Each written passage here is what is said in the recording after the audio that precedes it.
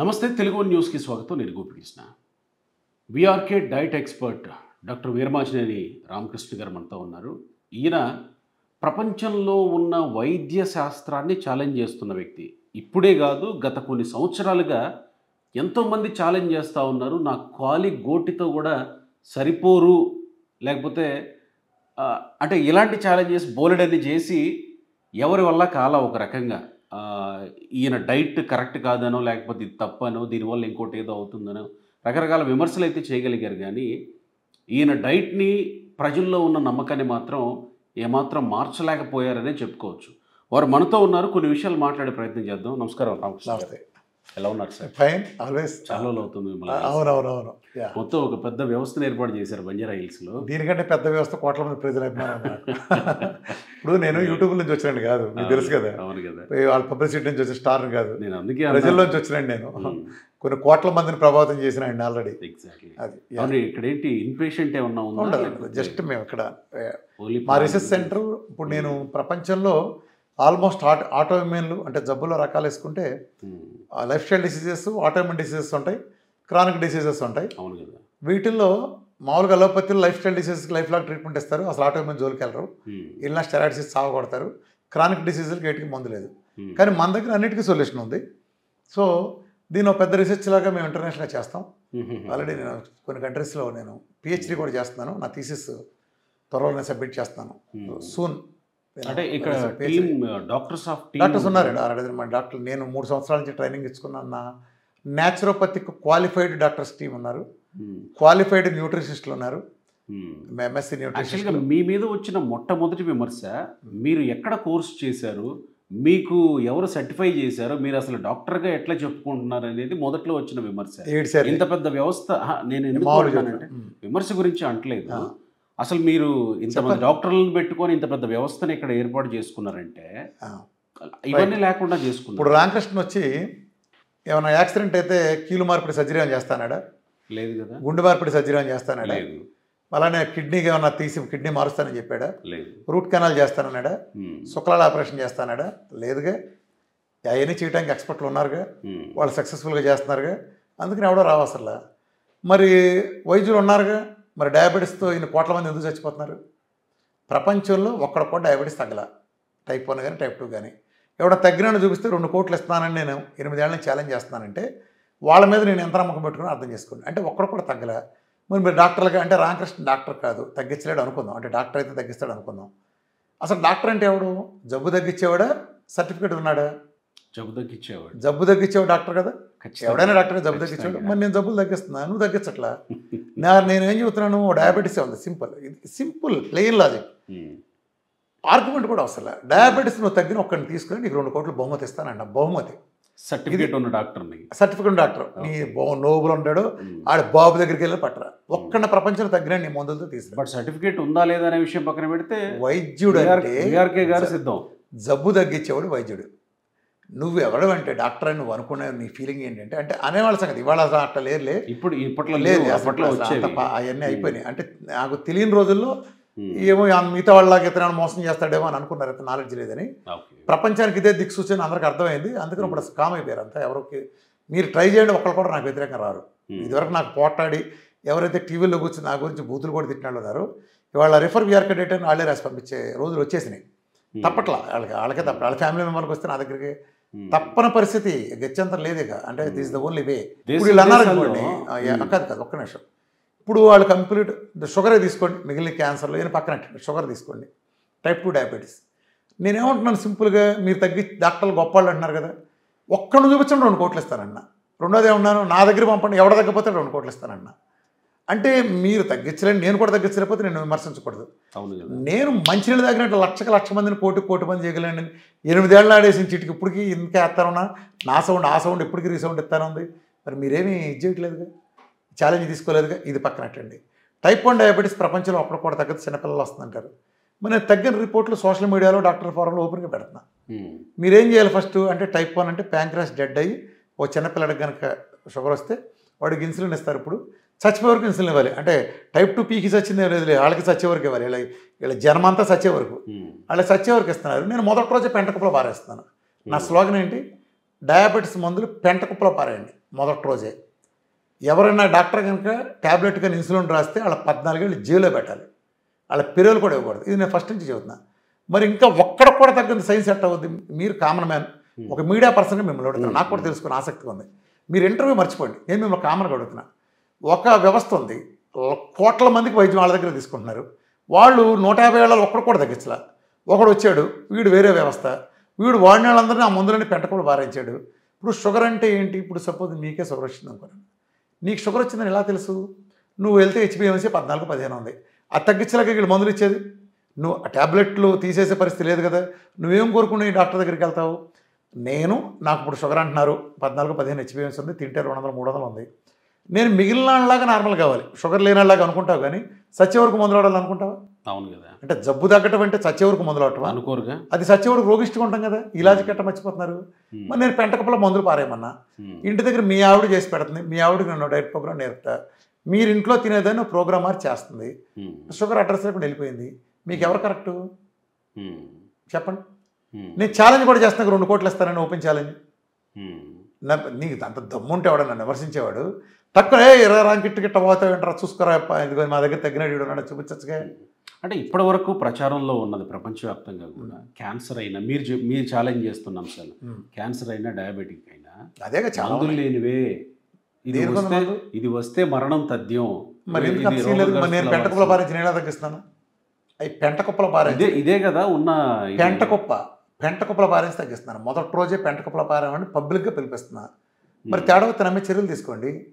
అఖిల భారత ప్రభుత్వం ICMR guidelines ప్రకారమైన, American cardiac association, American diabetic association అయినా క్లియర్గా ఇచ్చే గైడ్లైన్స్లో టైప్ 1 డయాబెటీస్కి మీరు ఒక్కరోజు ఇన్సులిన్ చేయకపోయినా చనిపోతారు పిల్లలు అని చెప్పారు. టైప్ 1 బాధితులు పిల్లలు ముఖ్యంగా. మరి నేను సంవత్సరాల తరబడి ఎప్పుడట్లేదు, మొదటి రోజు ఇన్సులిన్ పెంటకుప్పల పారించి వాళ్ళ C-పెప్టైడ్లు టైప్ 1 తగ్గిస్తుందని. మరి మరి మరి ఎలా? మరి మీరు చెప్పిన దానికి వ్యతిరేకం జరుగుతుంది ఇక్కడ. మరి ఆ పిల్లలు ఇన్సులిన్ వాడలేదు. ఇప్పుడు మీ ఇంట్లో ఒక పిల్లలకి టైప్ 1 కొత్త ఆవిష్కరణగా చెప్తున్నారు కదా, ఇన్సులిన్ లేకుండా పెంటకుప్పే. ఇన్సులిన్ లేకుండా ఇప్పుడు వైద్య శాస్త్రంలో వచ్చింది, ఎక్కడో చైనాలోనో ఎక్కడో అదే మనకి పురుగండి పులకూర ఉంటే రుచి ఎలా ఉంటుందంటే, ఆ మధ్య ఊదరగొట్టారులే, చైనా వాడు ఒకటి కనిపెట్టాడంట. ఏం కనిపెట్టాడు చైనాలో? డయాబెటీస్ టైప్ 2 వాడు, గుర్తుపెట్టుకోండి, టైప్ 1 కాదు, డయాబెటీస్ టైప్ 2 వాడు ఒకటి వస్తే, వాడు చాలా కాలం నుంచి ఉంది, షుగర్ కంట్రోల్ కావట్లేదు. వీళ్ళు వాడి బాడీలో సెల్స్ మార్చారు. మనకు ఆ భాషలో చెప్పాలంటే 34 లక్షలు ఖర్చు అవుతుంది, 30-40 lakhs ఖర్చు పెట్టి వాడి ఒంట్లో సెల్స్ అంతా మారిస్తే కొన్నాళ్ళకి ఇన్సులిన్ తీసేశారంట. ఇది వాళ్ళ ఘన విజయం. ఇది ఒక కేసు. దీన్ని బోనాంతరాల్లో దద్దరిల్లేటట్టు మరి ఎన్టీ రామారావు అన్నగారు 83 మీటింగ్లు అట్టు చెప్పాడు. ఆ రేంజ్లో మన వాళ్ళతో వదలగొట్టారు. ఇది ఒక అద్భుతం, మానవాళికి వరం అని. మరి నేను వీరమాచి రామకృష్ణ అనే నేను ఇదే తెలుగు రాష్ట్రంలో ఒక మీటింగ్ పెడితే 25-30 వేల మంది 8 గంటలు కూర్చోబెట్టి చెప్పగలిగానే, కూర్చోబెట్టుకున్న ప్రపంచ చరిత్రలో మొట్టపడుతున్నాను నేను, ఈ డిబేట్లుగా నాయకుని ఎన్ని చేసి నేను. ఇన్సులిన్ మొదటి రోజే పారించిన కొన్ని లక్షల మంది మీ హైదరాబాద్లో మీ స్టూడియోలు చుట్టుపక్కల చూపిస్తానే నేను. మొదటి రోజే పారించాక ఇన్సులిన్ టైప్ 1 కూడా మొదటి రోజు పారేసాక నేను ఏ సర్జరీ చేయలేదుగా. నేను అంటుంది మరి ఇప్పుడు కొత్తగా వచ్చే వాటిని అతి గొప్ప ఆవిష్కరణ మీలాంటి వాళ్ళు ఎందుకు గుర్తించట్లేదు? ఎందుకు గుర్తించట్లేదు అంటే నా దగ్గర అమ్మకం లేదు.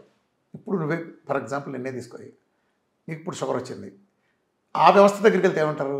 చచ్చిపోయే వరకు నువ్వు మందులు వేసుకోవాలని చెప్తారా? అవును. ప్రతి నెల హాస్పిటల్కి రావాల్సిందే. ఇప్పుడు ఈ వయసులో మీకు షుగర్ వచ్చింది, ఫర్ ఎగ్జాంపుల్ ఈ చిన్న వయసులో షుగర్ వచ్చింది, చచ్చిపోయే వరకు మీరు మందులు వాడాల్సిందే కదా. ప్రతి నెల హాస్పిటల్కి వెళ్ళాలి కదా, ప్రతి నెల రిపోర్ట్లు తీసుకోవాలి కదా. ఇప్పుడు మీరు ఏ డాక్టర్ దగ్గరికి వెళ్తారో వాళ్ళ మనవడు, ఆ కొడుకు దగ్గర నుంచి కూడా వెళ్ళిపోద్ది, వాళ్ళ మనవడు హాస్పిటల్లోనే కదా మీరు పోయి వచ్చేవరకు ట్రాన్స్ఫర్ అయిన తర్వాత. అంటే అప్పటి వరకు ప్రతి నెల వెళ్ళటం కావాలా మీకు? రామకృష్ణ దగ్గరికి వస్తే పెంటకప్పులో మందులు పారేస్తారు. మీ ఆవిడకి నేను నేర్పిన విద్య ప్రకారం నేనేం మీకు తగ్గించను, మీ వైఫ్కో మీ అమ్మగారికో మీకు షుగర్ ఎలా తగ్గించాలో నేర్పుతా. వాళ్ళు ఆ నాలెడ్జ్ నేర్చుకుని వాళ్ళు మీకు వంటింట్లో మీ ఇంట్లో దొరికేదాంతోనే తగ్గిస్తారు. నేను నిషేధించి చెప్పను. మీరు చికెన్లు మటన్లు తింటారుగా, హ్యాపీగా కోడిగుడ్లు తింటారుగా, తోటకూర బెండకాయలు దొండకాయలు తింటారుగా, వాల్నట్ బాదం లాంటివి తింటారుగా, అది పెట్టి తగ్గిస్తా. ఒక్క ఇన్సులిన్ కూడా మీ జీవితం వాడరు, మీ షుగర్ ఏ రోజున ఉండదు, మీకు ఇన్సులిన్ కూడా అన్నీ నార్మల్ అయిపోతుంది, కంప్లీట్ అన్నీ నార్మల్ అవుతాయి, ఇన్సులిన్ డిస్టెన్స్ పోతుంది. మరి నాది మంచిదా వాళ్ళది మంచిదా? డాక్టర్ ఎవరు? నేనా డాక్టర్ వాళ్ళ? ఒక వ్యక్తికి ఒకళ్ళు 200 మందికి ఒక వ్యవస్థ 200 మందికి ఆపరేషన్ చేశారు, 200 మంది చచ్చారు. ఇప్పుడు నేను అన్నా 200 మందికి వైద్యం ఇచ్చారు, 200 మంది బతికారు. మా ఇద్దరు ఎవరి సైన్స్? సచ్చినడితే బతికిచ్చిందే. మరి మిమ్మల్ని ఎందుకు ప్రభుత్వం గుర్తించదు? ప్రభుత్వం ఎందుకు మరి చైనా ప్రభుత్వం ఎందుకు గుర్తించిందో చెప్పనా? ఎందుకు గుర్తించింది? చైనా ప్రభుత్వం ఎందుకు అవార్డులు కూడా గుర్తించింది? ఇచ్చినట్టుంది. Yes, ఎందుకు గుర్తించింది? చైనాలో వైద్యం ప్రభుత్వం చేస్తుంది.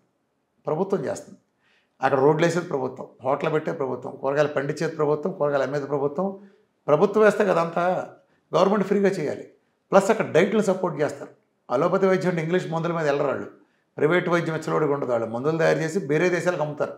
చైనా వాళ్ళు దాంట్లో ఎక్స్పర్ట్లు. వాళ్ళకు వచ్చేటప్పటికి కార్డియాలజిస్ట్ అయినా నెఫ్రాలజిస్ట్ అయినా లేహేయాలని ఓడతాడు. వాళ్ళు అలోపతి వైద్యాన్ని డయాగ్నోస్ వాడుకుంటారు. మ్యాక్సిమం చైనీస్ స్టేట్స్, భారతదేశంలో కాదు ప్రపంచంలో 2 వైద్య వ్యవస్థలు అత్యున్నత శ్రేణిలో ఉన్నాయి. 2 వైద్య వ్యవస్థలు. ఒకటి ఇండియన్ ఆయుర్వేదం, ఇది ప్రపంచంలో నెంబర్ 1. సెకండ్ ప్లేస్లో చైనీస్ ట్రెడిషనల్ మెడిసిన్ ఉండేది. కానీ మనం ఏం చేసామంటే తెల్లతోలు బాలిసత్వం చేసి, అలానే తెల్లోడు చెప్పాలి మన పూనకాలు ఏదైనా చేస్తాం, స్వార్థంతో చంపేశాం. మన ఆయుర్వేదం, ఇండియన్ ఆయుర్వేదం ట్రెడిషనల్ వైద్యాన్ని చంపేశాం.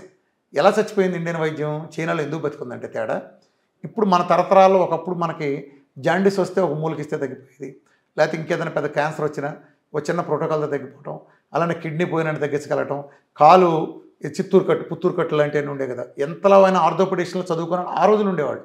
ఆ విద్యను ఎందుకు చచ్చిపోయినంటే వ్యక్తి స్వార్థం. మళ్ళీ స్వార్థం అయిపోయింది. నాకు విద్య ఉంది, నేను గురువుని, నాకు వేలాళ్ళ నుంచి, నాకు మా తండ్రుల నుంచి అనువాంశికంగా ఒక విద్య వచ్చింది.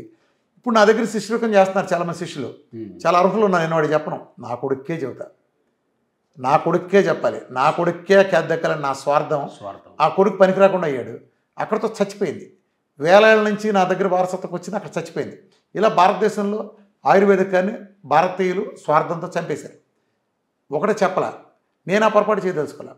నాకే నాలెడ్జ్ ఉందో డే 1 నుంచి. ఇప్పుడు నా మోడల్ ఏంటి, ఒక డాక్టర్ దగ్గర మీరు వెళ్ళారు, ప్రపంచంలో ఎవరి దగ్గరికైనా హోమియో వెళ్ళొచ్చు, ఆయుర్వేదం వెళ్ళొచ్చు, ఇంకోటి వెళ్ళొచ్చు. మీ జబ్బు చూడగానే వాళ్ళు ఒక మందు ఇస్తారు మీరు కదా. నేను అలా చేయను. మీకు ఈ కాన్సెప్ట్, నీకు ఆ జబ్బు ఎందుకు వచ్చింది చెప్పు. షుగర్ అంటే ఏంటి? నాది విఆర్కి ఎక్స్క్లూజివ్ ఛానల్లో 3 గంటల వీడియో ఉంటుంది. అసలు షుగర్ అంటే ఏంటి, టైప్ 1 అంటే ఏంటి, టైప్ 2 అంటే ఏంటి, ఒబేసిటీ అంటే ఏంటి, ప్రపంచం అంతా ఎందుకు ఫెయిల్ అయింది, వీళ్ళది ఎందుకు చేతపడకంటే నీచమనలేదు నేను అంటాను.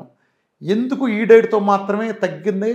Modern science, most advanced modern microbiology, వీళ్ళు పుస్తకాల్లో రాసిన మెడికల్ రాసిన దానికంటే దాని తాతలాగా ఉండేది. ఎందుకు చెబుతున్నానంటే వాళ్ళ పుస్తకాలు థియరీలు ఉంటాయి, నా దాంట్లో జీవితాలు ఉంటాయి, నిలబడిన జీవితాలు ఉంటాయి. సైన్స్ రోగం తగ్గిన దాని నుంచి పుట్టిన సైన్స్ ఉంటుంది. వాళ్ళు పందులు, ఎలుకలు, చుంచుల మీద ఒక మందు ప్రయోగం చేసి దాని ప్రయోగాలు చేసి అది తగ్గిసామనే వ్యవస్థ వాళ్ళది. నాకు ఆల్రెడీ తగ్గిపోయినాక ఎస్టాబ్లిష్ చేసే వ్యవస్థ నాది. నేను చెప్పాను చూడండి, చెప్తా, మీరు నేర్చుకుంటారు. ఓ ఇందుకు ఇది షుగర్ అంటే, వీళ్ళు డాక్టర్లు ఇస్తే ఇందుకుని రామకృష్ణ గారు పెంటకుప్పలో పారేయమంటాడు మందుల్ని.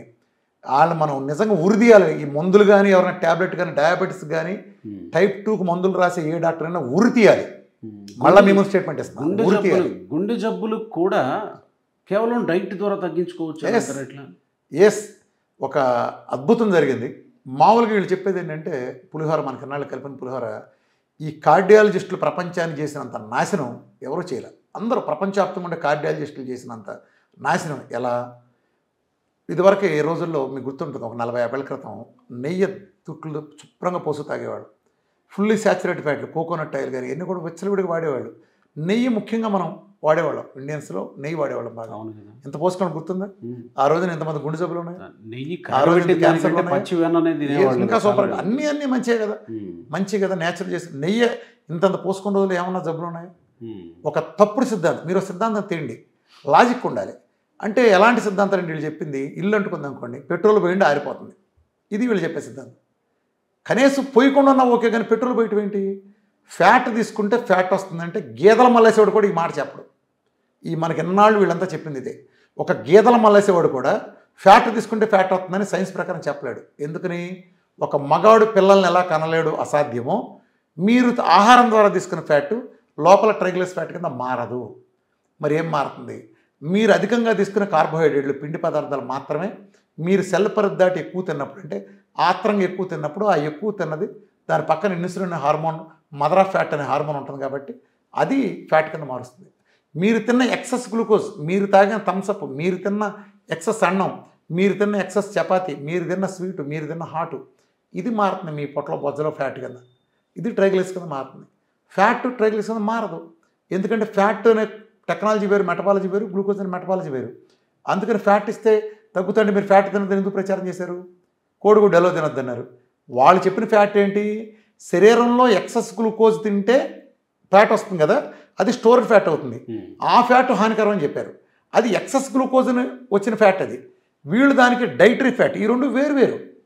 నేతి పెరకాయ అంటాం, నేతి పెరకాయలో నెయ్యి అని, నేతి పెరకాయలో తిను, బయట నేతికి సంబంధం ఉంటుందా? ఇది కూడా అంతే. ఈ ఆహారం ద్వారా తినే డైటరీ ఫ్యాట్కి దీనికి సంబంధం లేదు. ఈ సంబంధం లేదనే విషయం నేను ఒక్కడే చెప్పటం కాదు, అమెరికన్ హార్ట్ అసోసియేషన్ కూడా 2013లో ఏహెచ్ఏ జర్నల్స్లో చెప్పింది, 2015లో చెప్పింది. కొలెస్ట్రాల్కి రక్తంలో వీళ్ళు చెప్పే బ్యాడ్, అసలు నిజానికి కొలెస్ట్రాల్ మూలన మళ్ళీ మీ ముందు స్టేట్మెంట్ ఇస్తే గుర్తుపెట్టుకోండి, తెలుగు వన్ ద్వారా ప్రజలు చెప్తున్నాను. కొలెస్ట్రాల్ మూలన గుండె దెబ్బ చచ్చిపోయినట్టు భూమి పుట్టినాక ఒక్కడ కూడా లేడు. ఒకవేళ అయితే గీతే మీరు మొట్టమొదటి పర్సన్ అవుతారు, గుర్తుపెట్టుకోండి. ఈ ప్రపంచ చరిత్రలో, మానవాళి చరిత్రలో కొలెస్ట్రాల్ మూలం జరగదు. అయితే గుండె జబ్బులు ఉన్నవాళ్ళు, లేకపోతే ఆ సమస్య లేదని ఉన్నవాళ్ళు నిరభ్యంతరంగా తినేసేయండి అని చెప్పగలరా మీరు? నిరభ్యంతరంగా తినమనే చెబుతా. ఆ మందులు పెంట కుప్పల పారేమని కూడా చెబుతా. వాళ్ళు ఇచ్చే మందులు పెంట కుప్పల ఎందుకు చెప్తారు? ఇప్పుడు గుండె ఆపరేషన్ చేస్తున్నారు. గుండె ఆపరేషన్ ఎందుకు చేస్తారు? గుండెలో రక్తనాళాలు పుడుకులు వచ్చినాయి. ఆ పుడుకులు కొలెస్ట్రాల్ కారణం మీరు అంటారనుకోండి, కొలెస్ట్రాల్ అక్కడ కనిపించాలిగా? లేదు, కొలెస్ట్రాల్ కనిపించాలి. అది ఎన్నో నాళ్ళది అంటారు. ఎన్నో నాళ్ళదండి మీకెట్ట తెలుసు? ఉదాహరణ, కొలెస్ట్రాల్ అంటే ఏంటి? కొలెస్ట్రాల్ అంటే కొవ్వు, వెన్నపూసలాగా బ్లఫ్ కలర్ ఉండే పదార్థం మన పొట్టలో ఉండేది. దాన్ని బట్టి మనం లావు అవుతాం కదా. అంటే కొవ్వు ఎలా ఉంటుంది? ప్రాపర్టీ ఏంటి? కరిగిపోతుంది వేడి. మీ రక్తం వేడిగా ఉంటుందా, చల్లగా ఉంటుందా? వేడిగానే ఉంటుంది. వేడిగా ఉండే రక్తంలో వెన్నపూస కరిగిపోద్దా, లేదా గట్టి రాయిలా మరి గుండెని పోసేస్తుందా? బుర్రందా ఎవరికన్నా? ఒక్క సన్నాసి కన్నా బుర్రందా? ఆడు దున్నపోత తినిందానా, వీడు దోణ కట్టేయాలన్నా? అడగాల్సింది ఏంటి? దున్నపోత ఎట్ట అయిందిరా, గాడిద అని అడగాలి మనం. దున్నపోత ఏంటంటారు, గాడిద అనాలి, అంతేకాని దున్నపోత తినిందా, పెయ్యదోడ లేదా కోడిదోడ అన్నట్టు ఉంటుంది. దున్నపోతం ఏంటంటరా, ఇది కదా మనం అడగాల్సిన క్వశ్చన్. కొలెస్ట్రాల్ మారటం ఏంటి? Nonsense. ఏ కొలెస్ట్రాల్? Dietary cholesterol. దీనికి సంబంధం ఏంటి? డైటరీ కొలెస్ట్రాల్ అంటే ఏంటి? ఎల్డిఎల్ చెడ్డదా? ఎంత మోసం చేశారంటే నాళ్ళు ప్రజలందరూ. మీరు కావాలంటే రిపోర్ట్లు చూసుకోండి, మీదైన లిపిడ్ ప్రొఫైల్ రిపోర్ట్ ఉంటుంది, చెక్ చేసుకోండి. ప్రతి రిపోర్ట్లో ఎల్డిఎల్ మంచిది, హెచ్సిఎల్ మంచిది అని ప్రతి ల్యాబ్ రిపోర్ట్ చెబుతుంది. తెలుగు వన్ ద్వారా మీ అందరికీ ఇది చూస్తున్న ప్రజలందరూ చెబుతున్నా. మీ చేతిలో ఎల్డిఎల్ రిపోర్ట్ ఉంటే చూసుకోండి. మీకు ఎన్నాళ్ళు ఈ కార్డియాలజిస్టులు మొత్తం ఈ టీవీలో మాట్లాడే వాళ్ళ దగ్గర నుంచి బయట వాళ్ళ దాకా ఎల్డిఎల్ పెరిగిందా స్టాటిన్ తీసుకో, ఎల్డిఎల్ పెరిగిందా స్టాటిన్ తీసుకొని మీ జీవితాలను సర్వనాశనం చేసి దశాబ్దాలుగా మన కుటుంబ సభ్యుల్ని, కోట్లాది మంది ప్రజలను పొట్టను పెట్టుకున్నారు వీళ్ళందరూ చెప్పింది నేను మళ్ళా చెబుతున్నా. ఏ ల్యాబ్ రిపోర్ట్ కూడా ఎల్డిఎల్ చెడ్డదని చెప్పదు. వీళ్ళు నోటి మాటగా చెప్తారు, ఆన్ రికార్డ్ ఎల్డిఎల్ గుడ్. అసలు ఎల్డిఎల్ కొలెస్ట్రాలే కాదు, వీళ్ళు కొలెస్ట్రాల్ని సంబోధించింది అబద్ధం, మోసం. ఎల్డిఎల్ అనేది ఒక ప్రోటీన్, లిపోప్రోటీన్, అది ఒక ట్రాన్స్పోర్టర్. మన శరీరంలో మన అవసరాలకు అనుగుణంగా. అసలు కొలెస్ట్రాల్ అంటే ఏంటి మీ ద్వారా చెప్తాను. కొలెస్ట్రాల్ ఏంటి దేనికంటే, ఇప్పుడు మన శరీరం పైనుంచి కింద దాకా కొన్ని కోట్ల సెల్స్తో మనం నిర్మాణమై ఉన్నాం. ఈ సెల్స్ అన్ని కలిస్తే ఒక మనిషి. ఈ కోట్ల సెల్స్లో ప్రతిరోజు వాటిని నిర్దేశించిన కాల పరిమితి ప్రకారం కొన్ని కోట్ల సెల్స్ చచ్చిపోతే పుడతాయి. ఇప్పుడు ఇంటర్వ్యూ మీరు విన్నంత సమయంలో నా ఒంట్లో కొన్ని కోట్ల సెల్స్ చచ్చిపోయి ఆ ప్లేస్లో కొన్ని కోట్ల సెల్స్ పుట్టినాయి. ఎలా పుట్టినాయి? ఇప్పుడు కొన్నేళ్ల క్రితం ఈ వ్యవస్థలో ఇంత రిక్వైర్మెంట్. ఇప్పుడు మన శరీరంలో హార్మోన్స్ ఉన్నాయి, విటమిన్ డి ఉంది, కొలెస్ట్రాల్ కావాలి. ఆ కొలెస్ట్రాల్ లేనిదే సూర్యుడి నుంచి వచ్చే టైప్ యూవీబీ రేస్ వచ్చి దీంతో అనుసంధానం చెందితేనే మనకి డి విటమిన్ అవుతుంది. సెక్సువల్ హార్మోన్స్ కానీ, ఈస్ట్రోజన్, టెస్టోస్టెరాన్ లాంటివి కానీ, ప్రతి దానికి బిల్డింగ్ బ్లాక్ ఏంట్రా అంటే కొలెస్ట్రాల్. కొలెస్ట్రాల్ అనేది మానవ శరీరమే లేదు, సెల్ నిర్మాణం లేదు. ఈ కొలెస్ట్రాల్ నిర్మాణానికి ఈ సెల్ నిర్మాణానికి రా మెటీరియల్ ఏంటంటే కొలెస్ట్రాల్. సో ప్రకృతిలో అది లివర్ తయారు చేసేటట్టు సిస్టమ్ సెట్ చేసింది. మీరు దేవుడు అనుకోండి, నేచర్ అనుకోండి, ఎందుకు అలా చేసింది? ఇప్పుడు నేను నా శరీరంలో బయట తినే ఆహారం ద్వారా కొలెస్ట్రాల్ వచ్చే ఏర్పాటు ప్రకృతిలో జరిగి ఉంటే, కర్మగా నేను వరదలు వచ్చి నేను చెట్టు మీద లేదా బిల్డింగ్ మీద చిక్కుపోయి ఉంటే, ఒక వారం రోజులు అందకపోతే ఫుడ్ నాకు, నా ఒంట్లో చచ్చిపోయే సెల్స్ తప్ప ఆ ప్లేస్లో కొత్తవి పుట్టకుండా నేను చనిపోతా. కాబట్టి మనుషులను అలా రక్షించడం కోసం ప్రకృతి చేసిన వేలాళ్ల క్రితం చేసిన ఏర్పాటు ఏంటంటే, మన శరీరంలో లివరే మన శరీరంలో సెల్ నిర్మాణానికి కానీ హార్మోన్స్ తయారీకి కానీ కావాల్సిన కొలెస్ట్రాల్ అంతా అదే తయారు చేస్తుంది, లివర్ తయారు చేస్తుంది. సో సేఫ్టీ అంటే నువ్వు తిరుగు సాగు వారం రోజులు తిండి తినమాక నీ లివర్ మాత్రం నీకు కావాల్సిన కొలెస్ట్రాల్ అంటే నీ డెడ్ సెల్స్ అన్నిటిని రీప్లేస్ చేసి రా మెటీరియల్ నిరంతరంగా సప్లై చేస్తుంది. ఇప్పుడు అర్థమైంది కదా కొలెస్ట్రాల్ ఎలా వస్తుందో. మన శరీరానికి కావాల్సింది కొలెస్ట్రాల్ తయారు చేస్తే మన లివర్ మన అవసరం ఉంది కాబట్టి తయారు చేస్తుంది. ప్రకృతి నుంచి వచ్చే నేచర్ ప్రతిదీ శరీరంలో ఊరినే పెట్టరు, అది ఉంది. ఇప్పుడు జాగ్రత్తగా రండి, లివర్ కొలెస్ట్రాల్ తయారు చేస్తుంది. ఎవరు వాడతారు దాన్ని టిష్యూస్ వాడతాయి, శరీరంలో కణజాలం వాడుతుంది. అంటే శరీరంలో సెల్ నిర్మాణానికి వీటికి వాడేది సిస్టమ్ వాడుతుంది కదా, సెల్స్ వాడతాయి. లివర్లో తయారు చేయని డైలీ రిక్వైర్మెంట్ కొలెస్ట్రాల్ని ఈ కణజాలానికి తీసుకెళ్లేది ఎవరు? ఎలా తీసుకెళ్తారు? ఒక ట్రాన్స్పోర్టర్ ఉంటుంది. ఎవరు ఆ ట్రాన్స్పోర్టరు? ఆ ట్రాన్స్పోర్టర్ పేరు low density lipoprotein. It's a protein, not fat. ఉదాహరణకు మీకు అర్థమయ్యేటట్టు పాయింట్ చెబుతున్నాం, మళ్ళీ ఇంత ఏకల బేగమాకండి. ఇప్పుడు లివర్ 5000 యూనిట్ల కొలెస్ట్రాల్ తయారు చేస్తే ఇది ఎల్డిఎల్ అనే ట్రాన్స్పోర్టర్, ఎల్డిఎల్పి అనే ట్రాన్స్పోర్టర్ ఈ 5000ని మోసుకెళ్ళి భద్రంగా తీసుకెళ్ళి టిష్యూలో పడేస్తుంది. సపోజ్ లివర్ 2000 తయారు చేస్తుంది. ఈ ఎల్డిఎల్ అనే ప్రోటీన్ భద్రంగా 2000 మోసుకెళ్ళి అందులో పడేస్తుంది. లివర్ 22 తయారు చేస్తుంది కొలెస్ట్రాల్ని. ఈ 22 మోసుకెళ్ళి ఈ ఎల్డిఎల్ తీసుకెళ్ళి టిష్యూలో పడేసే ఒక ట్రాన్స్పోర్టర్. ట్రాన్స్పోర్టర్ మంచి చెడట అవుతుంది. ఒకవేళ చెడు కొలెస్ట్రాల్ చెడ్డదన భూతం సీను వైట్ల సినిమాలో రియాలిటీ షో వేసినట్టు మీరు వేశారు. ఒకవేళ ఎల్డిఎల్ కనుక కొలెస్ట్రాల్ కనుక చెడ్డదైతే తయారు చేసిన లివర్కి తప్పు, తీసుకునే టిష్యూ తప్పు, మధ్యలో మోసుకెళ్ళినది ఎలా తప్పు? అంటే మీరు దినం కార్డు ఇస్తే పోస్ట్ పోయిన దుర్మార్గుడు, వెడ్డింగ్ కార్డు ఇస్తే మంచివాడు అవుతాడా? బుర్రందా మీకు అసలు? ఒక ప్రోటీన్ కొలెస్ట్రాల్ అని అంటాం ఏంటి? ఒక రాయి మీ మీద ఒకడు వేస్తాడండి, మీరు రాయిని నిందిస్తారా? రాయి తప్ప, వేసినట్టు తప్ప? కొలెస్ట్రాల్ అనేది తయారు చేసేది లివరు, శరీర అవసరాల కోసం. ఇది మోసుకెళ్ళి ట్రాన్స్పోర్టర్, ఇట్స్ ఇన్స్ట్రుమెంట్. ఈ ఇన్స్ట్రుమెంట్ ఇది బ్యాడ్ అంటారండి మీరు? శరీరం అవసరాలకి ఎక్కువ తక్కువ తయారు చేస్తే ఇది ఎక్కువ తక్కువ తీసుకెళ్తుంది. ఇది ఒక బండబోతు. అర్థమైందా? ఇది తీసుకెళ్ళి పడేస్తుంది కదా. ఇప్పుడు జాగ్రత్తగానండి, మీకు ఒక చిన్న ఉదాహరణ చెప్తాను. లివర్లో 100 యూనిట్ల కొలెస్ట్రాల్ తయారైంది అనుకోండి, ఉదాహరణ చెప్తాను మీకు అర్థం కావడం కోసం. లివర్లో ఇవాళ 100 యూనిట్ల కొలెస్ట్రాల్ తయారైంది.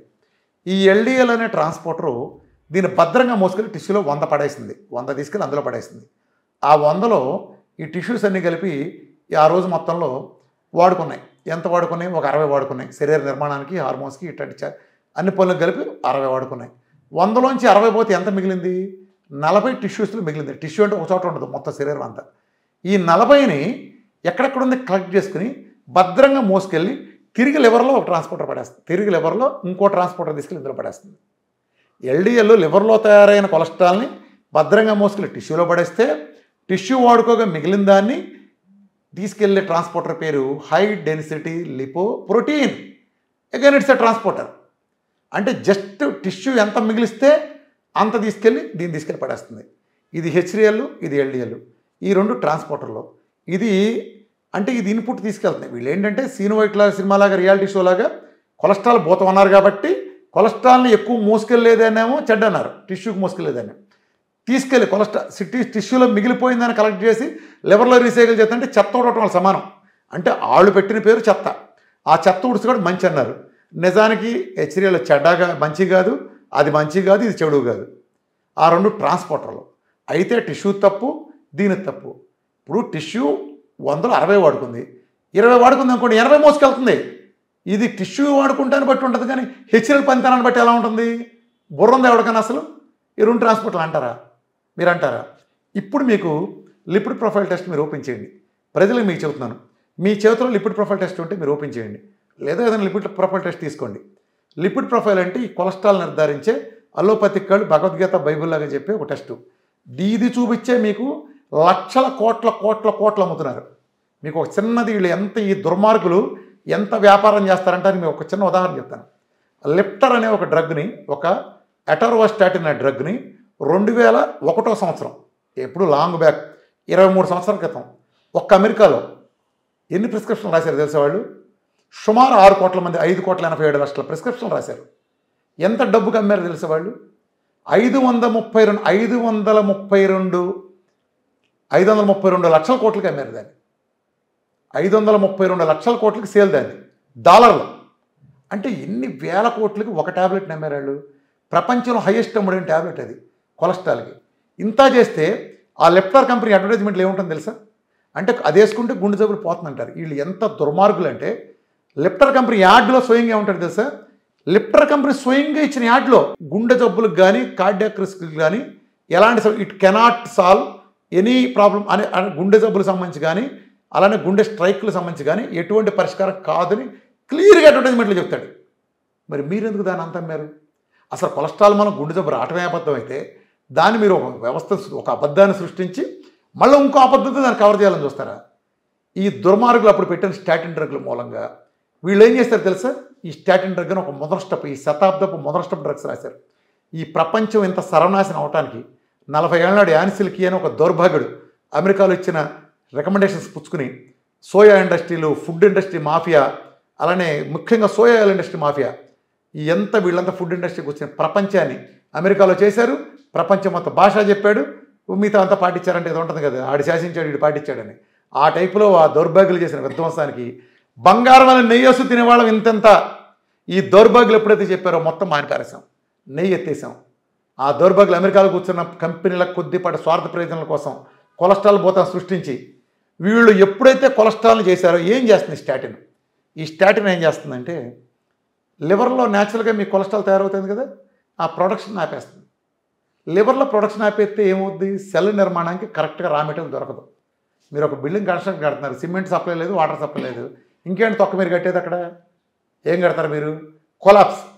ఎప్పుడైతే అయిపోయిందో కొలాప్స్, కండరాలు తినేస్తున్నాయి, అక్కడ లేవు. మజిల్ ర్యాబ్డోమయాలసిస్, ఒక చీమలు పుట్టే దండెళ్ళి ఒక కేకుని ఎలా కొరుకుతుంటాయో ఈ దౌర్భాగ్యపు స్టాటిన్స్ మూలంగా ర్యాబ్డోమయాలసిస్ వచ్చి ఆ రకంగా కొరుకుతుంటున్నాయి. కొన్ని వేల లక్షల స్టడీస్ ఉన్నాయి. ప్రతి డాక్టర్, అమెరికాలో ఉండే ప్రతి డాక్టర్ రిపోర్ట్ చేశాడు. ఈ దౌర్భాగ్యం వల్ల ఇచ్చిన లిస్టు చూస్తే మీకు జడుచుకుంటారు. కనీసం నేనే ఇవ్వగలను ఒక 80 లిస్టు. అమెరికాలో ఉండే డాక్టర్లు ఇచ్చిన లిస్టు, స్టాటిన్ అనే దౌర్భాగ్యపు డ్రగ్ కారణంగా వచ్చిన సైడ్ ఎఫెక్ట్ లిస్టు ఒక 70-80 నేను ఇవ్వగలను. మీకు ఇక్కడ పక్కన పెడతాను కావాలంటే మీరు వేస్తానంటే. ఈ దౌర్భాగ్యం చేసిన విధ్వంసం అప్పటి నుంచే చూడండి, స్టాటిన్ వాడిన వాళ్ళందరూ డయాబెటీస్కి మారిపోతారు. ర్యాబ్డోమయాలసిస్, పుచ్చగా పగిలినట్టు పగులుతాయి కిడ్నీలు. కావాలంటే గూగుల్ కొట్టి చూడండి, కిడ్నీ డ్యామేజ్ స్టాటిన్స్ అని కొట్టండి. కావాలంటే గూగుల్ కొట్టి కిడ్నీ డ్యామేజ్ స్టాటిన్స్ అని చూడండి. నేను కావాలని రిపీట్ చెప్తున్నాను దగ్గర. కిడ్నీ డ్యామేజ్ స్టాటిన్స్ అని కొట్టి చూడండి. ఈ దౌర్భాగ్యం కొలెస్ట్రాల్ తగ్గిస్తుంది. అరే పిచ్చోళ్ళారా, కొలెస్ట్రాల్ తగ్గించడం అంటే ఏంటి? మీ శరీరానికి రిక్వైర్మెంట్ కావాల్సిన శరీరానికి సెల్ నిర్మాణానికి, డి విటమిన్ నిర్మాణానికి, హార్మోన్ నిర్మాణానికి, విటమిన్లకి, ప్రతిదానికి, బ్రెయిన్కి, కిడ్నీలకి, ప్రతి ఆర్గాన్ రన్ కావాల్సిన వ్యవస్థలను కాపాడటం కోసం కొలెస్ట్రాల్ దౌర్భాగ్యాలు కట్ చేస్తే రా మెటీరియల్ సస్తున్నారు వీరంతా. పోనా చేసిన వాళ్ళకి గుండె జబ్బు రాదా? మీ ద్వారా ఒక భయంకరమైన కుంభకోణం బయటపెడతాను. మీరంతా నమ్మింది ఏంటి? ప్రజలంతా మీరు కొలెస్ట్రాల్ మూలాన గుండె జబ్బులు వస్తాయి, మీ పిల్లకి కారణం అదే అని చూపించి సత్య వరకు మందులు వాడని అంటారు. మీకు ఇప్పుడు దిగ్భ్రాంతికరమైన విషయం చెప్తాను. మన 2 రాష్ట్రాల కార్డియాలజీ హాస్పిటల్లో మీ కుటుంబ సభ్యులు స్టంట్ వేయించుకుంటామో లేకపోతే బైపాస్లు చేసుకుంటాం చేయటం, కుటుంబానికి ఒకడు ఉంటారు, గ్యారంటీగా ఉంటారు. ఇంకేదో 2 కుటుంబాలకు ఒకడైనా ఖచ్చితంగా ఉంటారు. ఒక్కసారి అలా పాత ఫైల్కి వెళ్ళి చూడండి. వీళ్ళు అన్ని టెస్టులు చేస్తారు, ఒక్క లిపిడ్ ప్రొఫైల్ టెస్ట్ మాత్రం చేయరు. ఆ రోజున లిపిడ్ ప్రొఫైల్ టెస్ట్ చేయరు వాళ్ళు. ఇంటెన్షనల్గా మీరు చెక్ చేసుకోండి. 4 లక్షలు 5 లక్షల బిల్లు తీసుకుని స్టంట్ వేస్తే, లేదా ఒక 10 లక్షలు 20 లక్షలు తీసుకుని మల్టిపుల్ స్టంట్ చేస్తే, ఓ 15 లక్షలు తీసుకుని బైపాస్ సర్జరీ చేస్తే 300-400 అయ్యే లిపిడ్ ప్రొఫైల్ అనే కొలెస్ట్రాల్ నిర్ధారించే టెస్ట్ చెయ్యరు. వై? ఎందుకంటే ఎవరికైతే వీళ్ళు ఎల్డిఎల్ చూపించి పోతుంది దాని మూలన గుండె జబ్బులు వస్తాయని చెబుతారో, ఎవరికైతే ఈడు చెప్పే 100, 100, 150, 160 ఉండాలి, లేదా 100 ఉండాలి, అంటే మిషన్ బట్టి తేడా ఉంటాయి, ఆ ఫిగర్ 160 ఉండాలంటారో, ఎవరికైతే 40-50 లోపు ఉంటే వాడికే బైపాస్లు పడతాయి. వీడు చెప్పే టోటల్ కొలెస్ట్రాల్ ఎవరికైతే 100 లోపు ఉంటుందో వాడికే పడతాయి. టోటల్ కొలెస్ట్రాల్ ఇది పెద్ద కుంభకోణం. ఇదంతా పెద్ద కుంభకోణం, గుర్తుపెట్టుకోండి. అందుకే వాళ్ళు ఆ ఫిగర్ చూస్తే ఇన్నాళ్ళు నమ్మింది ఏంటి మీరు కొలెస్ట్రాల్ వచ్చిందని. ఆ రోజు టెస్ట్ చేయరు. టెస్ట్ చేస్తే కార్డియాలజిస్ట్ కాలర్ పుచ్చుకుంటాడు. ఆ పేషెంట్ కార్డియాలజీ అదేంటి నాకు గుండె జబ్బులు దీని వల్ల వచ్చిన ఇన్నాళ్ళు మీరు చెప్పారు, మందులు కూడా రేపు దాని మీద ఇస్తున్నారు, మరి నా టెస్ట్లో లేదుగా, నా ఎల్డిఎల్ 50 ఉంది కదా, 50 లోపు ఉంది, 43 ఉంది, నాకెందుకు జరుగుతుంది? ఒక కార్డియాలజిస్ట్ శుష్కవాదం చెప్తాడు, రామకృష్ణ గారు చెప్తాడు, అది ఎప్పుడో గతంలో 10-12 ఏళ్ల పాటు చాలా హైలో ఉండే ఎల్డిఎల్ ఇప్పుడు తగ్గి ఉండొచ్చు. కానీ అయ్యా నీకు అప్పుడు తగ్గున్నట్టు నీకు ఎలా తెలుసు? ఊహే కదా, నీ దగ్గర రిపోర్ట్ లేవు కదా. ఇవాళ ఉంది గుండె జబ్బు వచ్చిందంటే మీ ప్రకారం స్టాటిన్లో ఉందే ఎల్డిఎల్ తగ్గదంటే మరి మీకు తగ్గలేదుగా. అంతకుముందు డాక్టర్ ముందు ఎలా తగ్గింది? ఏ మందులు వాడలేదుగా. మీ ప్రకారం స్టాటిన్ వాడితే తగ్గుతుందని మీరు చెబుతున్నారు, వాడలేదుగా, మరి ఎలా తగ్గింది? డ్యామేజ్ చేసిందంటే ఎలా డ్యామేజ్ చేసింది? అసలు కొలెస్ట్రాల్ అసలు ఎల్డిఎల్కి నాకు సంబంధం ఏంటి? ఎల్డిఎల్లో రకాలు ఉన్నాయి. వీళ్ళు చెప్పాల్సింది ఏంటంటే ఎల్డిఎల్లో రకాలు ఉన్నాయి. పెద్ద లార్జ్ బయోయింట్ ఫ్లఫీగా ఉంటాయి ఫస్ట్ 2, ఇంకో 5 ఉంటాయి, ఇవి చిన్నగా ఉంటాయి. ఇవి చెడుగా మారడానికి అవకాశం ఉంది, అవి చెడు కాదు, చెడుగా మారే అవకాశం ఉన్నది, గుర్తుపెట్టుకోండి. చెడు కాదు, అది బ్యాడ్ అనండి. టోటల్గా ఎల్డిఎల్ బ్యాడ్ వేశారు. ఇది కుంభకోణం. వీళ్ళు ఏం చేస్తారు మీరు చూసుకోండి. ఇప్పుడు నేను మాట్లాడిన తర్వాత మీ ఇంట్లో వాళ్ళ ఫైల్ కానీ ఓపెన్ చేసి చూడండి. లిపిడ్ ప్రొఫైల్ రిపోర్ట్ కనీసం 5% మంది ఫైళ్లలో కూడా ఉండదు. అదేదో పొరపాటున చేసిన వాళ్ళు ఒకళ్ళు తప్ప ఇన్ పాలసీగా వాళ్ళు లిపిడ్ ప్రొఫైల్ చేయరు, కాలర్ పుచ్చుకుంటారని భయంతో. సరే స్టంట్లు 4 వేశారు లేదా బైపాస్ చేశారు, అయిపోయింది. ఆ తర్వాత మన మొదట మందులు స్టార్ట్ అవుతాయి.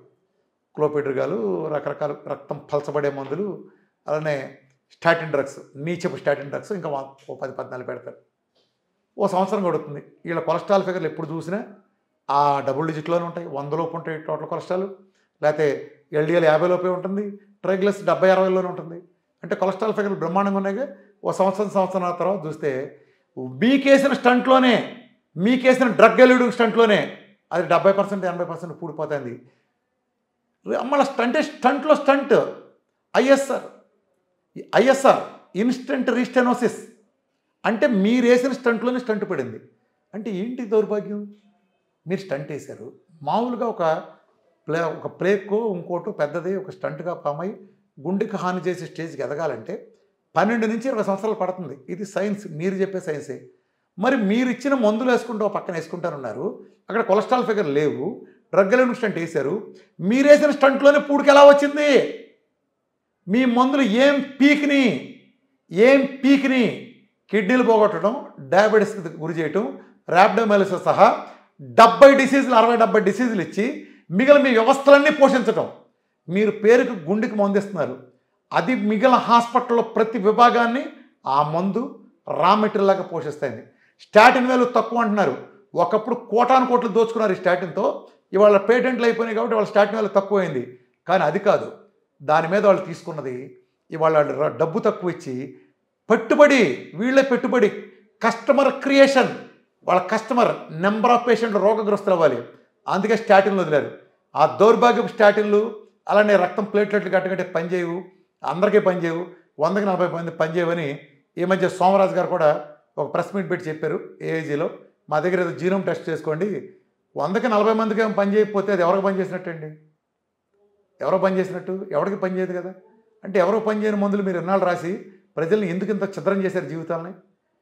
అల్లోపతిక్ మోడల్ ఒకటే. ఇప్పుడు నా బాధల్లా ఆడేవనో ఈడేవనో క్రిస్టియన్ చేయటం కాదు, మనం సఫర్ అవుతున్నాం.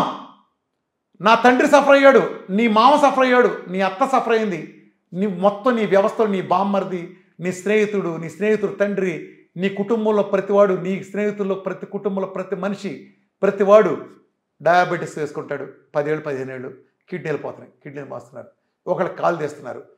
మీ వైద్యంగా నమ్ముకుంది, మిమ్మల్ని నమ్ముకునే కదా, మీ మొదలష్టపు వైద్యాన్ని నమ్ముకునే కదా వీళ్ళు కాళ్ళు తీసుకుంది. కంట్రోల్లో పెట్టిన పేరు చెప్పి మీరు చెప్పి తీసేసిన కాళ్ళని ఇవాళ డయాలసిస్ సెంటర్కి వెళ్దాం, ఎన్ని కోట్ల మంది ప్రపంచవ్యాప్తంగా డయాలసిస్ సెంటర్లు మోగుతున్నారు. ఎవడక్కడ ఉంది తీర్థం దమ్ముంటారండి చర్చికి. మీ బీపీ బిళ్ళలు వాడినాడు కదా, బీపీ కేసే ప్రతి మందు బిళ్ళ కిడ్నీని కొలబడట్లేదా? మీకు తెలియదా? బీపీ కేసే మందు బిళ్ళ ప్రతి మందు బిళ్ళ కిడ్నీని కొలబడుస్తుందని, మీరు పెయిన్ కిల్లర్కి ఇచ్చే ప్రతి మందు బిళ్ళ కిడ్నీని కొలబడుస్తుందని, కిడ్నీని పుచ్చగా పగలగొట్టడం మీకు తెలియదా? ప్రతి డిసీజ్కి మీరు ఇచ్చే స్టెరాయిడ్స్ ఇమ్మీడియట్గా పగిలిపోతాయి కిడ్నీస్. 2 ఉండే క్రియాటిన్ మీరు స్టెరాయిడ్ వాడారంటే 20కి 30కి వెళ్ళిపోతుంది. అరే 20 ఏళ్ళ కుర్రాళ్ళకు కూడా ఎన్ని కోట్ల జీవితాలు నాశనం చేశారు మీరు. ఆ మందు ఎందుకు తయారు చేశారు? అలా సిగ్గులేదా మీకు? నోబెల్ బొమ్మ తీసుకుని సైన్స్ అని చెప్పడానికి ఒక మందు తీసి, మందుల మూలం కాదు కిడ్నీ పోయేది. రండి వెళ్దాం. ఎవడో పెచ్చకోతలకు పోతాడు, ఆటి మూలం కిడ్నీలు పోతాయి. ఏంటి మూలం పోతాయి? బీపీ మూలం పోతున్నాయి. మందు బీపీ తగ్గుద్దా మీకు? ప్రపంచంలో మీరు బీపీ తగ్గినాడు ఒక్కడున్నాడా? నా మూలం బీపీ దెబ్బ తగ్గుద్ది అంతే. ఎవరికైనా సరే 1 కోటి మంది చేస్తే 1 కోటి మందికి 1 నెల లేదా 2 నెలలు తగ్గి తీరాల్సిందే. ఎవడో 1% సరిగ్గా చేయలేక మిస్ అయితే 3 నెలలు తగ్గుద్ది. తొక్కలో బీపీ తీసుకొచ్చి ప్రతి వాళ్ళకి బీపీ షుగరు. మీ జన్మకు ఒక్కడిని తగ్గించారా?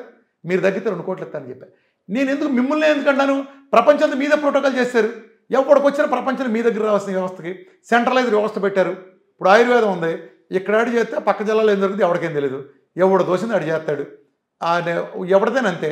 మీది అలోపతినో హోమియోనో ఇతరత్ర వ్యవస్థలు ఉన్నాయి కదా, ఇవన్నీ సెంట్రలైజ్డ్ ఉండి ఒకే సిలబస్ ఉండి ఒక సిస్టమేటిక్ నడిచే కదా. మరి మీకు అమెరికాలో దగ్గర నుంచి అనకాపల్లి ఒకే ప్రోటోకాల్ తగ్గుతుంటే ప్రపంచంలో ఒక్కడికి కూడా తగ్గిందని పట్టుకుని ఇన్నేళ్ళైనా ఇది సొల్యూషను, ఇది సైన్స్ అని ఎలా పొక్కాయించగలుగుతున్నారు మీరు? ఇప్పుడు మీ డైట్లో వీటన్నింటికి గుండె జబ్బులు రాకుండా, గుండె జబ్బులు వచ్చిన తర్వాత అయినా తగ్గించుకోవడానికి అవకాశం ఉంది. దెబ్బకి గుండె జబ్బులు తగ్గడానికి ప్రపంచంలో ఒకే ఒక మార్గం నా ఒక్క డైట్లోనే ఉంది. ఈ ఓపెన్గా తెలుగు వన్ నుంచి మీ ముందే నేను ఓపెన్గా ఎవరైనా చెప్పిన సిటీ కాల్షియం స్కోర్ గుండెలు ప్లేక్లు ఏర్పడుతుంది, కాల్షియం ప్లేక్స్ ఏర్పడతాయి. సిటీ కాల్షియం స్కోర్ ఇది ఒక అద్భుతం టెస్ట్. యాంజియో తర్వాత గుండె సంబంధిత రిస్క్ని డిసైడ్ చేసేది. ఇది కరోనరీ ఆర్టరీ కాల్షియం స్కోర్ని డిసైడ్ చేస్తుంది. అంటే రక్తనాళాల్లో కాల్షియం పూడుకులు ఉంటే అది ఎంత ఉందో చెప్తుంది. అంటే మీకు 400 ఉంటే అక్కడ ఉండాలని లేదు, 10 ఉంటే ఉండకూడదని లేదు, ఉంటుంది. మేజర్ ఇండికేషన్ అది. ఆ మార్కర్ తగ్గించిన వాళ్ళు ఇంతవరకు అలోపతి చరిత్ర లేరు. మీకు సపోజ్ ఒక 500 ఉందనుకోండి, 499కి తీసుకొచ్చే వ్యవస్థ కూడా లేదు. మీకు ఒక కాల్షియం ప్లేక్ ఏర్పడితే మీరు బైపాస్ చేసుకోండి, 25 మందులు వాడండి, స్టెంట్లు వేసుకోండి, ఏదైనా చేయండి, మీకు అరిసికి పెట్టి తగ్గదు. ఫస్ట్ టైం వీఆర్కే డైట్తో 5679.9 700కి వచ్చింది. చాలా వరకు కొన్ని సున్నాలకు వచ్చినాయి, అనేక city calcium score first time reverse అయినాయి. ప్రపంచంలో ఇది జరిగిన మొట్టమొదటిసారి. ప్రపంచంలో అనేక అద్భుతాలు చేసిన వీఆర్కే డైట్ దీన్ని కూడా తగ్గించింది. అసలు గుండెకి రిస్క్ ఏంటి మళ్ళీ చెప్తా. గుండెకి risk first risk factor BP. ఈ బీపీ ప్రపంచంలో తగ్గే నెంబర్ 1 1 నుంచి 100 మార్గం. ఈ బీపీ ప్రపంచంలో తగ్గే 1 నుంచి 100 మార్గంలో ఉంది వీఆర్కే డైట్. దెబ్బకు పోద్ది బీపీ ఎంత స్థాయిదైనా. ఎందుకంటే అది ఇన్సులిన్ రెసిస్టెన్స్ తాలూకు ఒక కొమ్మ, ఒక సిమ్టమ్. ఇన్సులిన్ రెసిస్టెన్స్ నా డైట్ నరికేస్తుంది కాబట్టి ఆటోమేటిక్గా అది కూడా పోతుంది. 2 diabetes, long term diabetes one of the major reason. ఎందుకంటే రక్తనాళాలు గిడసబారినట్టు అయిపోతాయి. వేళ్ల తరబడి ఈ మొదటి మందులు, ఈ శతాబ్దపు రెండవ నికృష్టపు మందులు ఏళ్ల తరబడి వాడటం వలన ఆ షుగర్ని రక్తనాళాల్లో ట్రాన్స్ఫర్ చేసి రక్తనాళాలు గిడసబారిపెట్టి చేయటం వలన అది దాని దెబ్బకి సంకోచ వ్యాకోచాల ఇది పోతుంది. మామూలుగా రక్తనాళాలు ఏంటి, బీపీని సెట్ చేసుకోవడానికి సంకోచ వ్యాకోచం ఫ్రీగా వెళ్తాయి కదా, దాన్ని బట్టి చేసి ఇది బీసుపోయినట్టుంటే ఓ పైప్ ఎండలో పెట్టిన పైపు లాగా ఉంటే ప్రాపర్టీ పోతుంది కదా, ఆ టైప్ తయారు చేస్తుంది. దాని మూలం గిన్నె రిస్క్ కదా. ఆ డయాబెటీస్ పోగొట్టేవాడు టైప్ 1 అండ్ టైప్ 2 నేను. అట్లనే మూడోది ఒబేసిటీ. ఒబేసిటీ కూడా లీడింగ్ కాజ్ గుండెపోట్లు. మరి ఒబేసిటీ తగ్గించేది ఒకటి ప్రపంచంలో మీరే చూశారు. 150 కిలోలు తగ్గినాడు, 100 కిలోలు తగ్గినాడు, ఎంత అవలేలుగా తగ్గారు, ఎంత అద్భుతంగా తగ్గారు, ఇన్ని మిలియన్ల మంది తగ్గారు. సైన్స్ ఉంది కదా దానికి. నేను సైన్స్ ఎక్స్ప్లెయిన్ చేస్తున్నాను, నేను చిట్కాలు చెప్పట్లేదు ఎవరికి. మిగతా వాళ్ళగా నా దగ్గర ప్రోగ్రామ్ రాస్తే తగ్గు ఇలా చెప్తాను చెప్పట్లేదు. నేను ప్రోగ్రామ్ ఇచ్చి నువ్వు నాకు చూసి నువ్వు ఇంటి దగ్గర చేసుకో. నేనేం ప్రోగ్రామ్ నువ్వు నాకు అవసరం, నాకేం ఫీజులు కట్టవసలా. ఈ రోజుకి రామకృష్ణంతో మీరు నాతో కూర్చొని మాట్లాడదంటూ నన్ను కలవటానికి ఏ ఫీజు ఎవడో కట్టవసలా. నాకు ₹1 ఇచ్చినాడు ఎవడో లేడు. ఆ ప్రోగ్రామ్ అది వేరే చెప్తున్నా. నన్ను ఉన్నాయి కదా నా గ్రూప్లో చేరు చెయ్యి, నీకు నువ్వు తెలుసుకో సైన్స్. నేను ఇక్కడ మీకు సైన్స్ నడుపుతాను కూర్చున్నా. సైన్స్ తగ్గించిన దాన్ని అబద్ధాలు చెప్పేదాన్ని కదా. అర్థమైంది. గుండె సమస్య రిస్క్ ఎప్పుడైతే సిటీ కాల్షియం స్కోరు నేనే తగ్గిస్తున్నా. గుండె రిస్కుల్లో ప్రధానంగా చెప్పేది ట్రైగ్లిసరైడ్స్ అంటే గసగసగా ఉనికిపోతారు. నాకు 3000, 2000, 4000 ఉంటాయి. దెబ్బకి 100కి 150కి 10 రోజుల్లో వస్తాయి, నెల రోజులు వస్తాయి, 20 రోజులు వస్తాయి, వారం రోజులు వస్తాయి. 1400 ఉంది, 1400 ట్రైగ్లిస్ సరిగ్గా 10 రోజులు 180, 170, 2450. ఇక్కడికి వచ్చి ఉండాల్సిన అవసరం అసలు మీ ఇంట్లో మీరు చేసుకుంటారు. నేను ఎందుకు అలా చేస్తున్నాను, నేను వచ్చి ఉండే వ్యవస్థ పెడితే ప్రపంచం నాకంటే పెద్ద సెంటర్ ఎవడో పెట్టలేడు. నాకు 1000 కోట్లతో ఇలా కడతాం అలా ప్రపోజల్ చాలా ముందుకు వచ్చిన రాలే. ఎందుకో తెలుసా, నేను ఇక్కడ కూర్చుంది నేను మీ అందరికి ఎడ్యుకేషన్ ఇవ్వడానికి. ఒక తప్పని పరిస్థితి వచ్చి రీసెర్చ్ కానీ వాడాల్సి వస్తే ఎప్పటికైనా ఏదైనా చేస్తానో నాకు తెలియదు. ఈ రోజు ఐడియాకి మాత్రం నాకు ఇప్పటికీ లేదు. ఏ ప్రపోజల్ నేను యాక్సెప్ట్ చేయలేదు. ఎన్నో ప్రపోజల్ మీరు చెప్పే ఎందుకని మీరు నేర్చుకోరు కదా. ఇప్పుడు నేను మీకు డైట్ ఇచ్చాను, మీకు షుగర్ తగ్గాలి లేదా క్యాన్సర్ తగ్గాలి, సంథింగ్ తగ్గాలి మీ వాళ్ళకి, మీరు ఇంటి దగ్గర చేసుకుని మీ ఫ్యామిలీ మెంబర్స్ మీరే చేసుకుంటారు. సబ్జెక్ట్ థియరీ నేను చెప్తాను, ప్రాక్టికల్గా మీరు చేసి తగ్గించుకుంటారు మా హెల్ప్తో. రేపు మీకంటే తోపు డాక్టర్ ఎవడు ఉంటాడు, 100 మంది తగ్గించారు, కోట్ల మంది డాక్టర్లు తగ్గించారు దాన్ని మీరు తగ్గించగలిగారు కదా. మీ ఆవిడ కంటే డాక్టర్ ఎవరు ఉంటారు ప్రపంచంలో, మీ బంధువులు ఎవరైనా మీరు తగ్గించుకుంటారు. ఇలా చేయకనే కదా ఆయుర్వేదం నాశనం అయిందని అంటే. ఇక అంతే, నాలెడ్జ్ పంచలా. నా నాలెడ్జ్ చూడండి, ఏ నాలెడ్జ్ నేను ఇట్లా ఓడదీసి మొత్తం సైన్స్ అంతా చదువుతాను. అంటే నేను ఇక్కడ ఒక కీలకమైనటువంటి అంశం ఇందులో చర్చించుకోవాల్సింది ఏంటంటే, మీరు డైట్ చెప్తున్నారు. డైట్ అంటే ఏంటి, బయట దొరికేదాన్ని తెచ్చుకొని తయారు చేసుకొని మనం తినడమే కదా. బయట దొరికేదంటే న్యాచురల్. అదే నేను అంటున్నాను, న్యాచురల్లీ అంటే ఎరువులు వాడకుండా అలా కాదు, అలా అది కాదు న్యాచురల్. ఇప్పుడు నేనేమంటానంటే బయట దొరికేదే ఏదైనా తినమనే చెప్తున్నారు, కానీ ఇప్పుడు మనం తినే దాంట్లో ఏదైనా కల్తీ లేనిది దొరుకుతుందా? జాగ్రత్తగా ఉండండి, ఇది కీలకమైన అంశం. మిమ్మల్ని క్వశ్చన్ అడుగుతాను. మీకు 2 సంబంధాలు వచ్చినాయి, గుడ్డుకన్న సంబంధం, మెలకన్న సంబంధం. ఏ సంబంధం చేసుకుంటారు? ఏ సంబంధం చేసుకుంటారు? మెలకన్ను. అదేంటి మెలకన్న అమ్మాయిని చేసుకుంటారా? సిగ్గులేదా అని అడిగితే మెల్లమేలని అంటాం కదా. అది మనము ఈ వ్యవస్థను బాగు చేయలేం. ఇవాళ హైదరాబాద్లో మనం ఉన్నాం అంటే హైదరాబాద్లో ఉన్న వాళ్ళందరూ నేను సిగరెట్లు తాగను, మీరు తాగరు, కానీ మన ఇద్దరు రోజుకి 18 సిగరెట్లు తాగరేంటి లెక్క. పొల్యూషన్ లెక్కల ప్రకారం.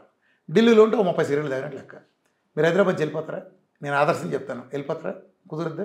లేదు కదా. స్వచ్ఛంగా కూరగాయలు పండించి తినండి అంట. ఈ అపార్ట్మెంట్లో కూరగాయలు కాదు కదా, చిన్న మొక్క పెరుగుద్ది, గులాబీ మొక్కలు పెంచుకునే ఛాన్స్ ఉంది ఇక్కడ మనకి. లేదు కదా.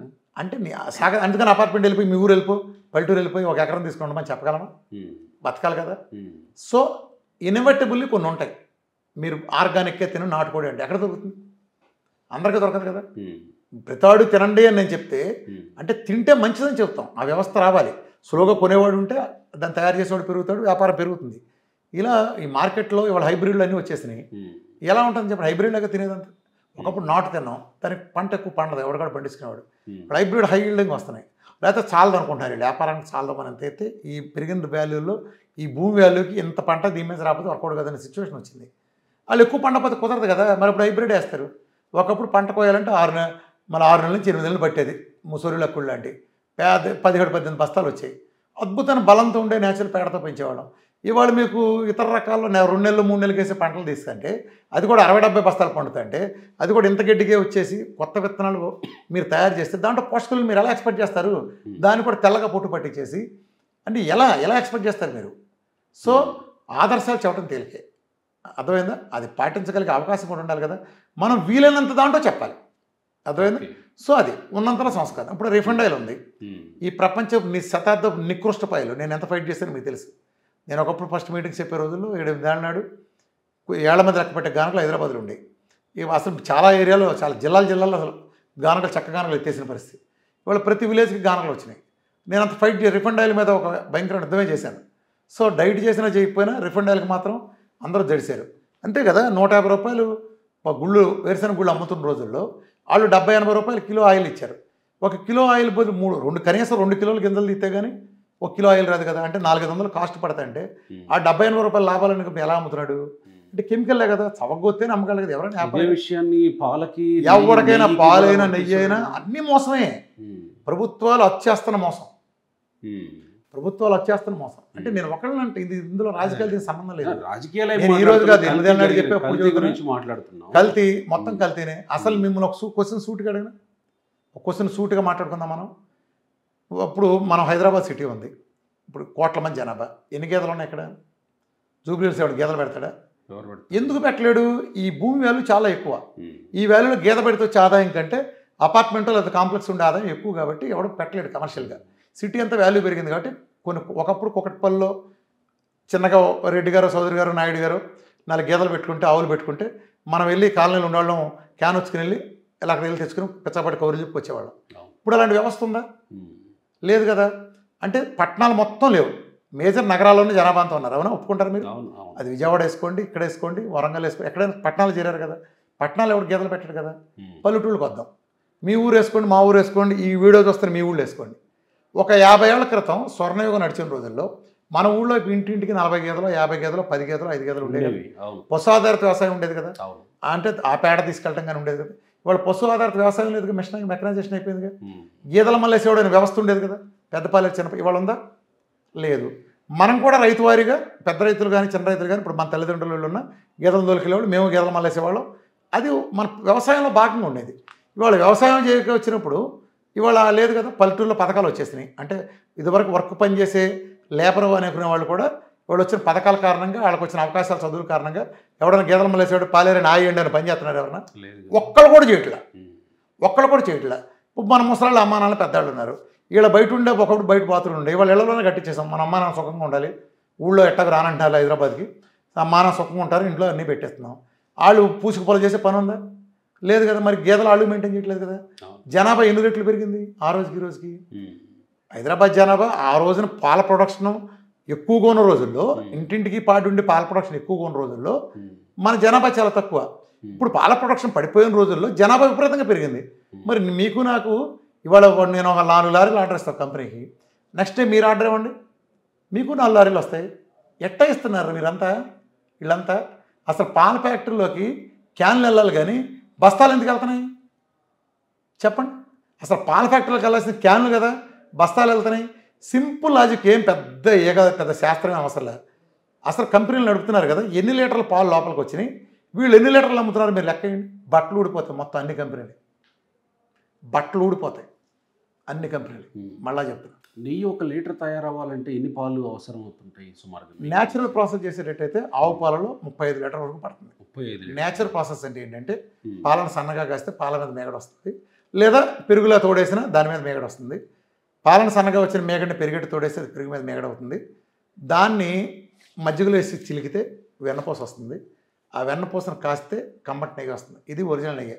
ఇది కానిది నెయ్యి కాదు, అదొక క్రాప్ చెత్త. కానీ ఇప్పుడు ఇది మనకి ఇండియన్ ఆయుర్వేదం నేర్పిన, చైనీస్ ట్రెడిషనల్ మెడిసిన్ నేర్పిన, ఏదైనా ఔషధ గుణాలు కలిగే ప్రాపర్టీ కలిగిన నెయ్యి అంటే ఇది. ఫెర్మెంటేషన్ కారణంగా పాలనే కార్బోహైడ్రేట్ ఇది ఇక్కడి నుంచి అక్కడ దాకా ఫ్యాట్గా మారే ప్రాసెస్లో డిఫరెంట్ ఫెర్మెంటేషన్లు, ఆ పెరుగుగా మారటం, వెనపసగా మారటం, నెయ్యిగా మారటం, దాని కింద గోదావరి ప్రాసెస్ పూసలు కొంటారు. ఇది ఒరిజినల్. దాని వాసన, దాని రెండే ఔషధ విలువలు వేరు. ఇప్పుడు మీరు పచ్చిపాలలో మిషన్ పెట్టి, పచ్చిపాలలో మిషన్ పెట్టి ఒక లిక్విడ్ తీసి దాన్ని నెయ్యిని మీరు పేరు పెడితే నెయ్యి అవుద్ది. అది ఏమన్నా వాసన ఉంటాయా? ఆ నెయ్యి అంటే పిసికితే పూసలుగా ఉండాలి అని. అవునా? నెయ్యి అంటే పూసుకుండా ఒరిజినల్. మనకి గడ్డగట్టినా మీకు పూసలుగా వస్తుంది, గడ్డగట్టినట్టు వస్తుంది, కింద గోదావరి వస్తుంది. ఇది పిసకండి, మైదా పిండి పిసికినట్టే. ఇప్పుడు నెయ్యి ప్యాకెట్లు తీసుకోండి, ఏదో ఒక మీ ఇష్టం వచ్చిన కంపెనీ తీసి పిసకండి, మైదా పిండి పిసికినట్టే. మైదా పిండి పిసికితే ఏముంటుంది? ఏముండదు. ఇది పిసికిన అంతే పూస్తుంది. ఇది కాస్త వాసన ఉంటుంది. ఇందాక మీరు అన్నట్టు నూనె, వేరుశనగలు మామూలుగా బయట మార్కెట్లో కొంటే ఎంత ఉంటున్నాయి 1 కిలో? కానీ దాంట్లో ఉండే రేటుకి 1 కిలో కిందలో వచ్చే రేటు కంటే తక్కువగా ఆయిల్ ఇచ్చేస్తున్నారు. ఆయిల్ ఇచ్చేస్తున్నారు. కిలో ఆయిల్ 70-80 రూపాయలకి ఆయిల్ ఇచ్చేస్తారు. Kilo oil. నేను అడిగేది ఆ రోజు రేటు చెప్పాను. ఈ రోజు రేట్ వేసినా ఏ రోజు రేట్ వేసినా అంతే. 120-130 రూపాయలకి ఈ రోజు మార్కెట్లో దొరుకుతుంది ఆయిల్. అవును. కానీ కిలో ఇప్పుడు సన్ఫ్లవర్ సీడ్స్ ఉందండి, గూగుల్ కొట్టండి, 350 ఉన్నాయి. అంటే చవకగా దొరికాయి. కొంతమంది అనొచ్చు 70 రూపాయలు, 80 రూపాయలు, 60 ఉన్నాయి. వాటికి ఈల్డింగ్ రాదు, గుర్తుపెట్టుకోండి. చవకగా దొరికే ఉంటే వాటికి 7-8 కిలోలు, 8 కిలోలు, 9 కిలోలు వాడితే కానీ రాదు.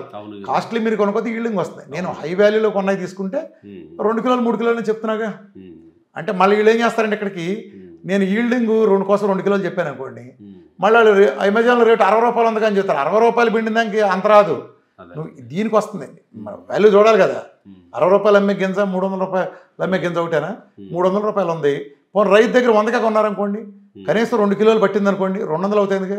మరి అన్ని లాభాలు కలుపుకుని తీసే company hostel, overheads, Amazon లాభాలు, manufacturing profit, distributor profit, wholesale profit, retail profit, packing, tax, అడ్వర్టైజ్మెంట్లు, కంపెనీ ఓవర్ హెడ్స్, ట్రాన్స్పోర్ట్, ఇట్లాంటివన్నీ కలిపి డిసైడ్ చేసేది ఆ 125 రూపాయలు, 150 రూపాయలు మీరు అనేది. మరి గింజల గింజలు రా మెటీరియల్ కాస్ట్ 200 అవుతుందిగా. అసలు ఒక మజూరి తీయాలంటే ఖర్చు అవుతుందిగా. ఆయిల్ మీరు వెళ్ళి గానక పెట్టించాలంటే మనకి 20 రూపాయలు 1 కిలోకి తీసుకోవచ్చు. ఆడి కాస్ట్ ఒక 5 రూపాయలు అవుతుందిగా. అట్ట వేసుకుని 10 రూపాయలు అవుతుందిగా. ఎక్కడి నుంచి వస్తుంది? ఎక్కడ మిక్స్ చేసుకుంటే? ప్రకారంగా చూసినప్పుడు పాలలో నుంచి నెయ్యిని తీసి, నెయ్యిని 1 కిలో లేదా 1 లీటర్ ఎంతకి అమ్మొచ్చు? ఆవుని అంటే ఇక్కడ వాల్యూమ్ని బట్టి ఎలా అమ్ముతున్నారని. ఇక్కడ ఇది ఒక కాంప్లికేటెడ్ సబ్జెక్ట్. మీరు జాగ్రత్తగా, ప్రజలందరూ జాగ్రత్తగా అర్థం చేసుకొని ట్రై చేయండి. మీకే ఒక ఆవు ఉంది, మీకు ఒక ఆవు ఉంది, దాన్ని బట్టి మీరు నెయ్యి తీస్తున్నారు. నాకు 100 ఆవులు ఉన్నాయి, నేను నెయ్యి తీస్తున్నా. మన ఇద్దరికి కాస్ట్ ఆఫ్ ప్రొడక్షన్ తేడా వస్తుంది. మీరు 5,000 పెట్టి అమ్మాల్సి వస్తుంది, ఇంకా ఎక్కువ కూడా పెట్టాల్సి వస్తుంది. లేదా 10 గేదెలు ఉన్నాడికి, 100 గేదెలు ఉన్నాడికి, అదే ఆవులు ఉన్నాడికి, 1000 ఆవులు ఉన్నాడికి ప్రొడక్షన్ కాస్ట్ చాలా తేడా వస్తుంది. ప్రొడక్షన్ సేవింగ్ ఉంటుంది కదా. వీడు 1000 ఆవులు ఉన్న పాలేళ్ళని 10 మందిని పెట్టుకుంటాడు. వీడు ఒక ఆవు ఉన్న ఒక పాలేదని పెట్టాలి. అంటే లేదా 10 ఆవులను ఒక పాలేదని పెట్టాలి.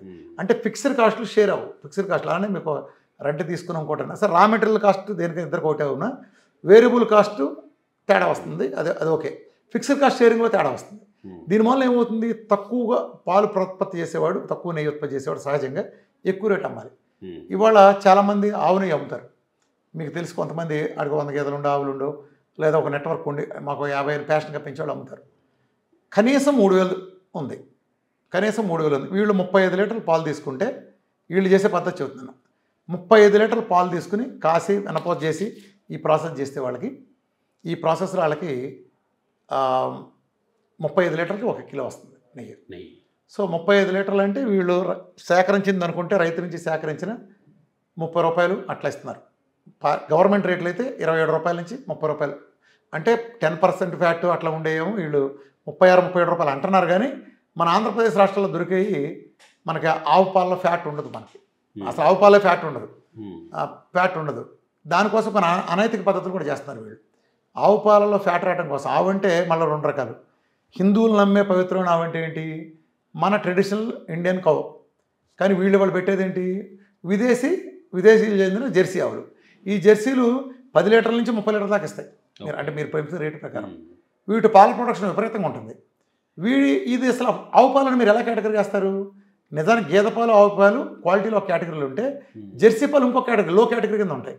సో ఈ ఆవులు మేపుతారు. వీటికి ఏం మేపుతున్నారు తెలుసా? స్వీట్లు మనం పీచు మంట చేస్తాం కదా, పీచు మంట సైడ్ కొట్టేస్తారు కదా, ఆ సైడ్ స్వీట్లు చేసినప్పుడు గుండ్రం షేప్ కోసం కొట్టేస్తారు కదా, ఆ పీచు మంటలు మిగిలిని చీప్ బిస్కెట్లు ఉంటాయి, బిస్కెట్లు రౌండ్ రావడం కోసం కొట్టేసిన అంచులు తీసినాయి ఎన్ని బస్తాల్లో పెట్టి అమ్ముతారు. వీటిని ఆవులకు పెడుతున్నారు. అది పెడితే మీకు ఫ్యాట్ పర్సెంట్ చూపిస్తుంది. దాని నుంచి వీళ్ళు ఆర్టిఫిషియల్ నెయ్యి తీసిన బిస్కెట్లు ఉండేదేంటి కెమికల్స్, స్వీట్లు ఉండేదేంటి కెమికల్స్. పందారంటేనే కెమికల్ కదా. మీరు అవన్నీ చేశారంటే కెమికల్స్ కలిపిన వచ్చినాయంటే పవిత్రత ఎక్కడి నుంచి ఉంది? అసలు ఆవు పాలు అంటే హిందువులు పవిత్రంగా నమ్మి పూజించే ఆవు అంటే నాటావు అయితే వీళ్ళు జెర్సీ ఇస్తే అది అసలు ఆవు పాలే కాదుగా. కాలాన్ని బట్టి మారతారంటారా? మారితే ఆవు అయితే గీతకు తేడా ఏంటి? పోనీ మీరు అన్నట్టు ప్రొడక్షన్ కొన్ని లక్షల చేస్తుంటే జాగ్రత్తగా ఎంతకి చెప్తా జాగ్రత్తగా. ఇది ఇండివిజువల్ అంటే మీకు ఆ సబ్జెక్ట్ అర్థం కాకపోతే చెబుతున్నా. అయింది కదా. అయితే దీంట్లో కూడా కొన్ని ఉంటాయి. ఇలా చేసిన వాళ్ళకి మజ్జిగ వస్తుంది కదా, ఈ మజ్జిగ కొంచెం చిక్కగా చేస్తారు వీళ్ళు, వెన్నపోస తీసిన మజ్జిగ ఉంటాయి. ఈ మజ్జిగను కొంతమంది ఏం చేస్తారండి వ్యాపారులు 10 రూపాయల నుంచి 20 రూపాయలు కూడా కొంటారు కొంతమంది. ఏంటి అలా న్యాచురల్గా చేసిన వాళ్ళ దగ్గర, మళ్ళీ అడ్డమైన బోగ్గాళ్ళ దగ్గర కాదు. ఈడ గుడ్ విల్ ఉంది, పలానా రామకృష్ణ గారు మంచి ఆవులు పెట్టాడు, ఈయన నిజాయితీపరుడు, ఈయన మంచి ఆర్గానిక్ ఇస్తాడు అంటే వీళ్ళ మధ్య కూడా బాగుంటుంది తీసింది అని నమ్మినాడు, ఎక్కడ కల్తీ చేయడం నమ్మినాడు, వాళ్ళ దగ్గర కొని వాళ్ళు దాని ప్యాకెట్లో పెట్టి నిమ్మకాయ మధ్య చేసి అమ్ముకుంటారు. ఈ బిజినెస్ తక్కువ, ఇదేం పెద్ద ఉండదులే, ఇదేదో ఇండివిజువల్గా లోకల్గా జరిగే విషయాలు. ఇక మీరు అనేది వాల్యూమ్లో ఏంటంటే ఒక వ్యక్తిగా మీరు ఒక 100 ఆవులు పెట్టడం వేరు, ఓ పెద్ద కంపెనీ మీరు ఏ పేరైనా తీసుకోండి, అమూల్ తీసుకోండి, ఇంకే కంపెనీ అయినా వీళ్ళు ఆవులు పెట్టరు. గుర్తుపెట్టుకోండి, వీళ్ళు ఆవులు పెట్టరు. మన తెలంగాణలో అయితే అసలు ఆవులు చాలా తక్కువ, లేవు, అంత బరిలేవు, ఆవులు లేవు మన తెలంగాణలో అయితే లేవు. అర్థమైందా? ఆంధ్రాలో కూడా ఏం లేవు పెద్ద. అసలు మేము ఇంకో రాష్ట్రం చెప్పనా, చాలా పాల కంపెనీలు ఏం చేస్తే తెలుసా, మన రాష్ట్రాల్లో అయితే ఆవు పాలు సేకరించి విడిగా తీసుకుంటారు, మనకుంటే తక్కువైనప్పటికీ గేదె పాలు విడిగా తీసుకుంటారు. ఈ రెండింటి ప్రాసెస్లో కలిపేస్తారంతే. చాలామంది మీకు తెలియదేమో ఇది రహస్యం. ఇది ఒక సీక్రెట్ ఏంటంటే ఇది మెనులోకి వెళ్ళాక అంతా ఒకటే. ఇప్పుడు మనకి లడ్డు అంటాం, లేకపోతే చికెన్ తినకూడదు అంటాం, లేదా ఇంకోటి ఏదో అంటాం, ఇవన్నీ లోపలికి వెళ్ళాక ఒకటే. అట్లానే కంపెనీకి అడుగు పెట్టేవరకు ఇది ఆవు పాలు, ఇది గేదె పాలు, కంపెనీకి వెళ్ళాక ఈ ప్రాసెస్ అంతా ఒకటే చేస్తారు. కానీ బయట తీసి అమ్మేటప్పుడు మాత్రం ఆవు నెయ్యి విడిగా, ఆవు పాలు ప్యాకెట్ వేరుగా వెళ్తాయి. సరే, ఇవన్నీ బిజినెస్ రహస్యాలు పక్కనట్టండి. నమ్మేవాడు ఉన్నంతకాలం నమ్ముతాడు, చేసేవాడుగా చేస్తాడు. మనం పెళ్ళిలో అరుంధతి నక్షత్రం ఎవడో కనిపించదు, చోట్ల చూసావని అడగట్లా, ఆడు చూసామని చదువుతున్నాడు, ఇడు చూపించామని చదువుతున్నాడు. అసలు అందులో తెలియనాడు ఉన్నాడు అసలు లేదని. అంటే ఇక అదొక ఇది కూడా అంతే. అదంటే సరే ఆధ్యాత్మం ఏదో రొడ్డకొట్టు కొట్టామనుకోండి, దీంట్లో కూడా వెళ్తారు. పెద్ద అంటే దూరేయటమేనా, సైన్స్లో కూడా దూరేయటమేనా? నేను మిమ్మల్ని ఒకటే అడుగుతున్నాను. ఇందాక మీ పాల ప్రొడక్షన్ చెప్పాను కదా, ఒక వ్యక్తి మీరు ఇంట్రెస్ట్గా 20 గేదెలు పెట్టుకోవచ్చు, 30 గేదెలు పెట్టుకోవచ్చు, ఒక గేదె పెట్టుకోవచ్చు. నేను వ్యవస్థ పరంగా లేదని చెప్పాను కదా, పట్టణాల్లో పెట్టే ఛాన్స్ లేదు, పల్లెటూళ్ళలో పెట్టేది లేదు. ఒకవేళ వీళ్ళు ఏదో సెపరేట్ ఫార్మ్స్ పెట్టినా అది మన ఊళ్ళో ఉండే చైతన్య కాలేజ్ హాస్టల్కే సరిపోదు. ఆ పాలండి ఒప్పుకుంటారు, అంతంత లక్షల మంది నడుపుతున్నారు కాబట్టి చైతన్య నారాయణకే సరిపోవు. ఇంకా బయట నమ్మి 24 గంటల సప్లై ఇచ్చాకి ఎక్కడేరా మీకు అసలు పాలు? అసలు పాలు గేదె పిండారా, ఆవు పిండారా, కల్తీ చేసి పక్కనట్టండి. అసలు పిండటానికి అన్ని పశువులు ఎక్కడున్నాయి మనకి? మన 2 రాష్ట్రాల్లో చెప్పండి, ఏ ఊళ్ళో ఏ జిల్లాలో ఎక్కువ ఉన్నాయి చెప్పగలదు తీయండి. మనం కొనే పాలు వాడకం ఎంత, మనం తయారు చేసే పాలు ఎన్ని, మన ఉత్పత్తి అయ్యే పాలు ఎన్ని, మనం ఎన్ని అమ్ముతున్నాం? సర్ప్లస్ అంటారేంటి? భారతదేశం డెఫిసిట్ దేశం అయితే మేజర్ జనాభా ఇప్పుడు తెలంగాణ తీసుకునే కోట్ల మంది ఉన్నారు, ఆంధ్రప్రదేశ్ తీసుకుంటే ఎంతమంది ఉన్నారు, నగరంలో ఎంతమంది ఉన్నారు, పల్లెటూరులో ఎంతమంది ఉన్నారు? లేరు కదా, ఉత్పత్తి లేదు కదా. సో అవి పాలు కాదు కాబట్టి ఎంత పౌడర్ నుంచి చేస్తున్నారు కదా, పాలు కాదు కాబట్టి పౌడర్ నుంచి చేస్తున్నారు కదా, ఇదైతే కన్ఫర్మ్ కదా. ఎంతకైనా ఇస్తాడు. మిమ్మల్ని క్వశ్చన్, ప్రజలు మిమ్మల్ని ఒక క్వశ్చన్ సూటుగా అడుగుతారు. పాలు మనకి మీరేమి నమ్ముకుంటున్నారు? పాల ప్యాకెట్ 30 రూపాయలు పెట్టుకుంటున్నారు, ఏమి నమ్ముతున్నారు మీరు? ఇది సలపల్లోనో, లంకపల్లోనో, కోసూరులోనో ఈడు పాలు గీతల దగ్గర ఇలా సేకరించి ఆడేదో వెన్న తీసుకుని గడి గుడ్డు తీసుకుని మనకేదో మిగిలిన అమ్ముతున్నాడులే అని మీరు అనుకుంటున్నారు. అంటే పాలే అమ్ముతున్నాడు మీరు అనుకుంటున్నారు కదా. ఎక్కడన్నా ఆ కంపెనీ నిజాన్ని డెఫిసిటే కదా, భారతదేశం అంతా డెఫిసిటే కదా. పట్టణాల్లో పల్లెటూళ్ళు ఎక్కడి నుంచి ఉన్నాయి? పౌడర్లే వస్తున్నాయి, బస్తాలే వెళ్తున్నాయి. పాల కంపెనీ ఆడిట్ చేయండి, బట్టలు ఊడిపోతాయి, ఇన్వాయిస్లు తీయండి, రికార్డులు తీయండి, సీసీ కెమెరాలు బయట తీయండి, మొత్తం గొడ్లు ఊడిపోతే అందరికి అన్ని కంపెనీలు. బస్తాలు కదా మీరు కొనేది. అసలు బస్తాలతో మీకేంటి పని? పాలు కదా కావాల్సింది. సరే పెట్టారు, నేను బస్తాలు కలపడం కూడా అబ్జెక్ట్ చేయను. మన దేశం నుంచి మీరు ఇక్కడి నుంచి మీకు రొయ్యల చెరువులు ఉన్నాయి, మీరు జపాన్కు, చైనాకు, అమెరికాకు మీరు రొయ్యలు ఎక్స్పోర్ట్ చేశారు. ఆడు రా బాబు రా పంపు తీసుకుంటాడా? హార్బర్లోనే మిమ్మల్ని ఆపుతాడు, మీ షిప్ని. ఆడు చెక్ చేస్తాడు, మీ రొయ్యలని డిఫరెంట్ శాంపుల్ తీసి చెక్ చేస్తాడు. ఎక్కడన్నా యాంటీబయాటిక్ మీరు వాడిన యాంటీబయాటిక్స్ మోతాదు మించి కనుక ఉంటే, ఆడు అనుమతించిన పరిమితులకు పైన కనుక ఉంటే పొర బయటకు అంటాడా? దేశాలు ఎవడైనా ఎయిర్పోర్ట్లు తిప్పి పంపుతాడు. అంటే వాళ్ళు తినే ఆహార పదార్థాల్లో 100 ఐటెంలో ఒకటైన గొట్టం రొయ్యల్నే వాళ్ళంత కేర్ తీసుకుంటే, ఈ దేశంలో పసిపిల్లల దగ్గర నుంచి ప్రధానమంత్రి దాకా, రోగిష్టాల దగ్గర నుంచి తల్లుల దాకా తాగే పాలల్లో వీళ్ళు ఏం కలుపుతున్నారు? పౌడర్ కలిపి అయితే ఖచ్చితంగా చేస్తున్నారు కదా, ప్రొడక్షన్ లేదు కాబట్టి పౌడర్ని చేయాల్సిందే. ఆ కలిపిన పౌడర్ మంచిదని ఎవడు నిర్ధారిస్తున్నాడు? ఆ పౌడర్ని క్వాలిటీ ప్రాసెస్లో చేశారని, క్వాలిటీ ప్రాసెస్లో నిల్వ ఉంచారని స్టాంప్ వేసినాడు ఎవడో? నేను ఎంత వ్యక్తుల గురించి మాట, భారతదేశపు కుంభకోణం గురించి మాట్లాడుతున్నా. ఎవడో స్టాంప్ వేశాడు. సరే స్టాంప్ వేసాడు ఏదో పక్కన పెట్టు. మీరు ఒక పాల ప్యాకెట్ కొన్నప్పుడు అది పౌడర్తో కలిసి ఉందని కూడా మనకు అర్థమైనప్పుడు, పౌడర్తో కలిసి వస్తుంది కదా, ఇది అర్థమైనప్పుడు దాని మీద ఒక ఎంఆర్పి రేటు ఇప్పుడు మన రాస్తారు కదా. ఇప్పుడు మీకు 5 రూపాయలు ఇప్పుడు బిస్కెట్ ప్యాకెట్ కొన్నారు, గోధుమ పిండి ఎంత, పంచదార ఎంత, మైదా పిండి ఎంత అని రాస్తారు కదా. ప్రతిదానికి కంపోజిషన్ రాస్తారు కదా. అంటే ఈ మీరు చిన్నది 5 రూపాయలు పెట్టుకున్నా, 10 రూపాయలు పెట్టుకున్నా, మీరు కంపోజిషన్ ఏముందో తెలుసుకుంటూ ప్రపంచవ్యాప్తంగా వినియోగదారుడి హక్కు ఒప్పుకుంటారా? మరి పాల పౌడర్ కనుక పాల పౌడర్ పెట్టి పాలు చేస్తుంటే ఆ ప్యాకెట్ల మీద గవర్నమెంట్ నిర్ధారించిన నాణ్యత ప్రమాణాలకు లోబడిన పాల ప్యాకెట్ల మీద పాల పౌడర్ను ఉపయోగించి మాత్రమే తయారు చేసిన నాణ్యమైన పాలు మీరు ఎందుకు చెప్పరు? అసలు ఆ ఇన్ఫర్మేషన్ ప్రజలకు మీరు ఎందుకు ఇవ్వట్లేదు? 3 రూపాయలు బిస్కెట్ ప్యాకెట్కి ఉండే వినియోగదారుడి హక్కులు 30 రూపాయలు పెట్టుకునే ప్యాకెట్ మీద వినియోగదారుడికి ఎందుకు రావట్లా? ఇది పాల గురించి. నెయ్యి విషయానికి వస్తే నేను అలాగే అడుగుతున్నా, నెయ్యి ఎలా వస్తుంది? అదే అడుగుతున్నా. పాలే లేనిదే నెయ్యి ఎక్కడి నుంచి వస్తుంది? నెయ్యి ఎక్కడి నుంచి వస్తుంది? ఇప్పుడు మీరనే కంపెనీలు ఉన్నాయి, పెద్ద పెద్ద కంపెనీలు ఉన్నాయి. ఎవరికైనా గీతల ఆవులు ఉంటాయి? ఉంటాయా? సేకరిస్తారు. సింపుల్ ఆడిట్, సింపుల్ ఆడిట్, బట్టలు ఉడిపో ఆడిట్ ఒక్కటి చేస్తా చాలు సింపుల్గా. ప్రతి కంపెనీ ఎన్ని లీటర్లు అమ్ముతాయింది, ఎన్ని లీటర్ల పాలు అది కొంటాయింది రైతుకి ఇచ్చి, కంప్యూటర్ చేసినాక వాళ్ళంతా ఒక రికార్డు నివేదికని బయట పెట్టమనండి కేంద్ర రాష్ట్ర ప్రభుత్వాలని. ఎన్ని లీటర్ల పాలు వచ్చి ఎన్ని లీటర్ల పాలు లోపలికి వస్తున్నాయి, ఈ సింపుల్ ఫిగర్. ఎన్ని లీటర్ పాలు బయటకు వెళ్ళినాయి, మీ మిగిలినది చెప్ప అసలు. ఎన్ని లీటర్ పాలు వచ్చినాయి, ఎన్ని లీటర్ పాలు వెళ్ళినాయి, వాటి నుంచి తెచ్చిన పదార్థాలు వెళ్ళినాయి చెప్పానండి. ఇప్పుడు పాలు తెస్తే పెరుగు అమ్మారనుకోండి, ఆ ఎక్స్టెంట్ పాలు అయిపోతాయి కదా. మీరు మళ్ళీ ఇందులో ఫ్యాట్లు తీసేసి అనుకుంటారు కొన్ని. ఇప్పుడు ఇందులో రకాలు ఉన్నాయి. గీత పాలలో ఫ్యాట్ ఎక్కువ.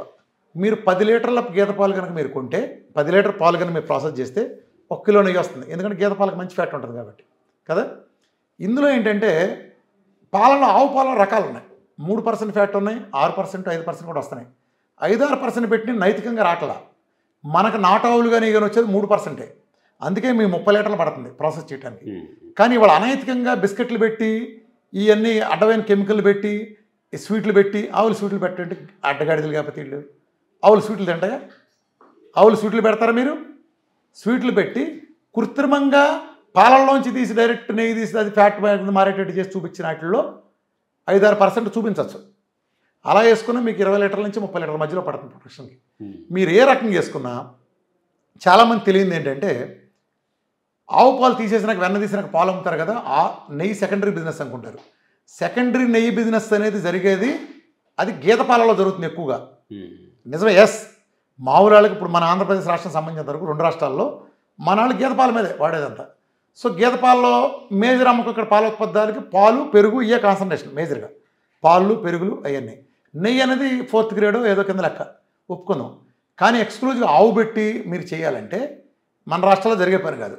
మీరు ఎక్స్క్లూజివ్ ఆవులు పెట్టిన వాళ్ళకి అసలు ఎన్ని ఆవుల నుంచి సేకరించారు వాళ్ళు? ఏ రైతుల నుంచి సేకరించారు? వాళ్ళు కొన్న పాలన్నీ సహజమైన ప్రాసెస్లో వాళ్ళు చేశారా, అవుట్సోర్సింగ్ ఇచ్చారా?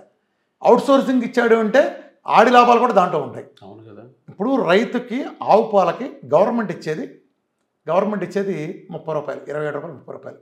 కానీ ఓపెన్ మార్కెట్లో కొంతమంది తెలియకే ఉంటారంటే, అదేంటి రామకృష్ణ గారు 150 రూపాయలు కూడా అమ్ముతున్నారు, మా ఊళ్ళో 120కి అమ్ముతున్నారు.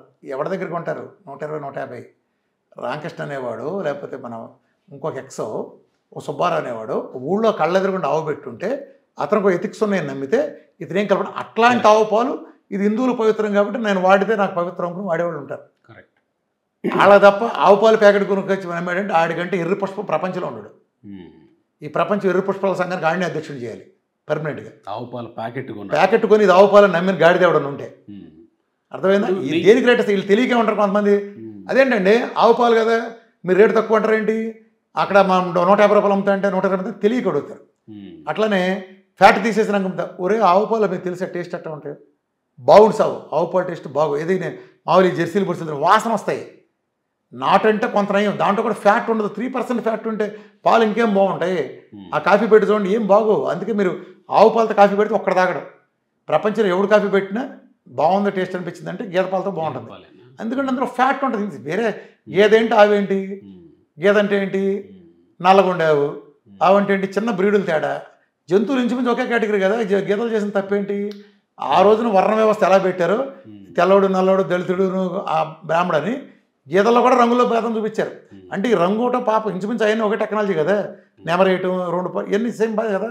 కాకపోతే ఏంటంటే ఒక కులాచారం ప్రకారం అది పవిత్రత వచ్చింది, మంచిదే, పవిత్రత ఆడటం మంచిదే, ఆరాధించండి, దాని ప్రాపర్టీస్ వేరున్నాయి అనుకుందాం. అవి లేవుగా, మీరు చెప్పే ఆవు పాలు లేవుగా, అవి పాల నుంచి తీశారు. ఆవు పాలు ఇచ్చే జెర్సీ పాలు పర్సనేజ్ తీశారు.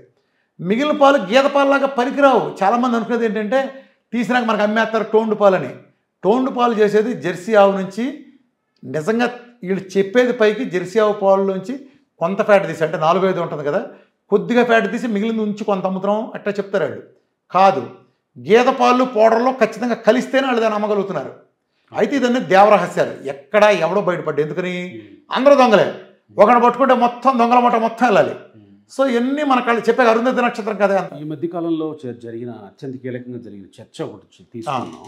నెయ్యిని కల్తీ చేయొచ్చు, కల్తీకి కాదేది అనర్హం కదా. కల్తీ అసలు పాలల్లోంచి మీరు ఒకటే గుర్తుపెట్టుకోండి, పాలల్లో మిషన్ పెట్టి తీసాడంటేనే కల్తీ. కల్తీ ఇక కల్తీ చేయకుండా చుక్క కూడా లేదు, ఇంకెందుకు డిస్కషన్ చేస్తారు. అయితే ఈ కల్తీకి ఏమేమి వాడచ్చు? వనస్పతి ఆయిల్స్, కూరగాయల నుంచి వచ్చేటువంటి ఆయిల్స్, కొన్ని గింజల నుంచి వచ్చేటువంటి ఆయిల్స్, లేదా ఫ్యాట్, ఏది జంతువుల ఫ్యాట్, ఈ పిగ్ ఫ్యాట్ నుంచి వచ్చేటువంటి ఆయిల్స్, ఏమి వాడితే ఆ కంపెనీలకి సప్లై చేసేటువంటి కంపెనీలకి లాభదాయకంగా ఉంటుంది అనుకోవచ్చు. ఇక్కడ ఈ పరిశీలన, మీ పరిశీలన, నా పరిశీలన ఏంటంటే, మీరు ₹2 బియ్యాన్ని మీరు అమ్మేటప్పుడు బాస్మతి బియ్యం తెచ్చి దాన్ని కల్తీ చేయలేరు. అవును కదా. అర్థమైంది? అంటే దానికంటే తక్కువగా తేవాలి. ఇప్పుడు సేమ్ మీకు రిఫండ్ ఆయిల్, ఇదే కాన్సెప్ట్కి వెళ్ళి రిఫండ్ ఆయిల్కి వెళ్తే రిఫండ్ ఆయిలే 100-150 ఉంది. అంత చౌకగా అమ్ముతున్నారంటే ఇంకా చౌకగా వచ్చేది అది అమ్మాలి, ఇంకా చౌకగా అమ్మాలి, అది వేస్ట్ అయి ఉండాలి. రిఫండ్ ఆయిల్ కలిపి చెబుతున్నా. దానికోసం ఏం చేస్తారు, పెట్రోల్ ఇండస్ట్రీ నుంచి ప్రాసెస్లో మిగిలిపోయిన వేస్ట్ని కలుపుతారు. పెట్రోల్ ఇండస్ట్రీ నుంచి రిఫైనరీ చేసిన తర్వాత వచ్చిన పెట్రోల్ వేస్ట్ ఉంటుంది కదా, దాన్ని కలుపుతారు ప్రాసెస్ చేసి. అట్లా డిఫరెంట్. మన బీటీ కాటన్ సీడ్స్ నుంచి ఆ గింజల్ని దేనికి పెట్టకూడదు, ఆహారం కింద వాడకూడదు. అలాంటి పత్తి గింజలు తీసిన ఆయిల్ కానీ, బయట అమ్మేసిన రీసైకిల్ చేసిన ఆయిల్ దగ్గర నుంచి అడ్డమైన కొవ్వు అమ్ముతారు. ప్రతి జంతువుల నుంచి చాలా కలుపుతారు దాంట్లో. సో ప్రీఫైన్డ్ బ్లీచింగ్ పెట్టి విపరీతం ప్రాసెస్ చేస్తారు. వీళ్ళు ఎక్కువ తెచ్చేది విదేశాల్లో వాడేసిన ఆయిల్ ఉంటాయి కదా, విదేశాల్లో ఒకసారి వంట చేసినాక వాడి తీసేస్తారు. చైనా లాంటి దేశాలు ఉన్నాయి, చాలా దేశాలు ఒకసారి వాడినాక వాడలేరు. అదేం చేస్తారంటే వీళ్ళు టిన్నులు ఎత్తేసి షిప్పుల ధర పంపిస్తారు. కంటైనర్లు అయితే ఇదో పెద్ద సెకండ్ హ్యాండ్ మార్కెట్ ఉంటుంది. ఇది షిప్పుల్లో వస్తాయి, ఒక ఎల్లో కలర్ డ్రఫ్ కలర్ జెల్లాగా వస్తాయి. వీటిని మన పోర్టుల దగ్గర నుంచి మిషన్లతో తోడి దాంట్లో తీసుకెళ్ళి రిఫైండ్ ఆయిల్ చేస్తారు. అసలు ఒక గింజ నుంచి ఆయిల్ ఎలా వస్తుంది, ఒక వేరుశనగ గింజ నుంచి ఆయిల్ ఎలా వస్తుంది, ఆ గింజని మనం చెక్క గానకలు వేసి ఫోర్స్గా నొక్కితే గింజలోంచి ఆయిల్ బయటకు వస్తుంది. ఇందులో పొగలో సెగలు ఎక్కడి నుంచి ఉన్నాయా, మంటలు ఎక్కడ ఉన్నాయా, లేవు కదా. మరి రిఫైండ్ ఆయిల్ కిల్లుల నుంచి పొగలో సెగలు ఎందుకు వస్తున్నాయి, ఎందుకు వస్తున్నాయి? గింజలు పిండితే ఆయిల్ రావాలి. అలా వచ్చిన ఆయిల్లోనే పోషక విలువలు ఉంటాయి. మీరు వేడి చేస్తే పోషక విలువలు చచ్చిపోతాయి. మీరు అక్కడ 200-300 డిగ్రీల సెంటిగ్రేడ్లో మీరు ప్రాసెసింగ్లు చేస్తా అంటే ఆయిల్లో ప్రాపర్టీస్ ఉంటాయో చచ్చిపోతాయి, పోతాయి కదా. మరి ఎందుకు చేస్తారు మీరు ప్రాసెస్? గింజని వేడి చేస్తే పోతుంది, ప్రాపర్టీస్ పోతాయి, అంతే కదా. కూరనే మీకు వేడి చేసినప్పుడు ఒక ఓవర్ హీట్ దాటిన తర్వాత దాంట్లో ప్రాపర్టీస్ చచ్చిపోతాయి.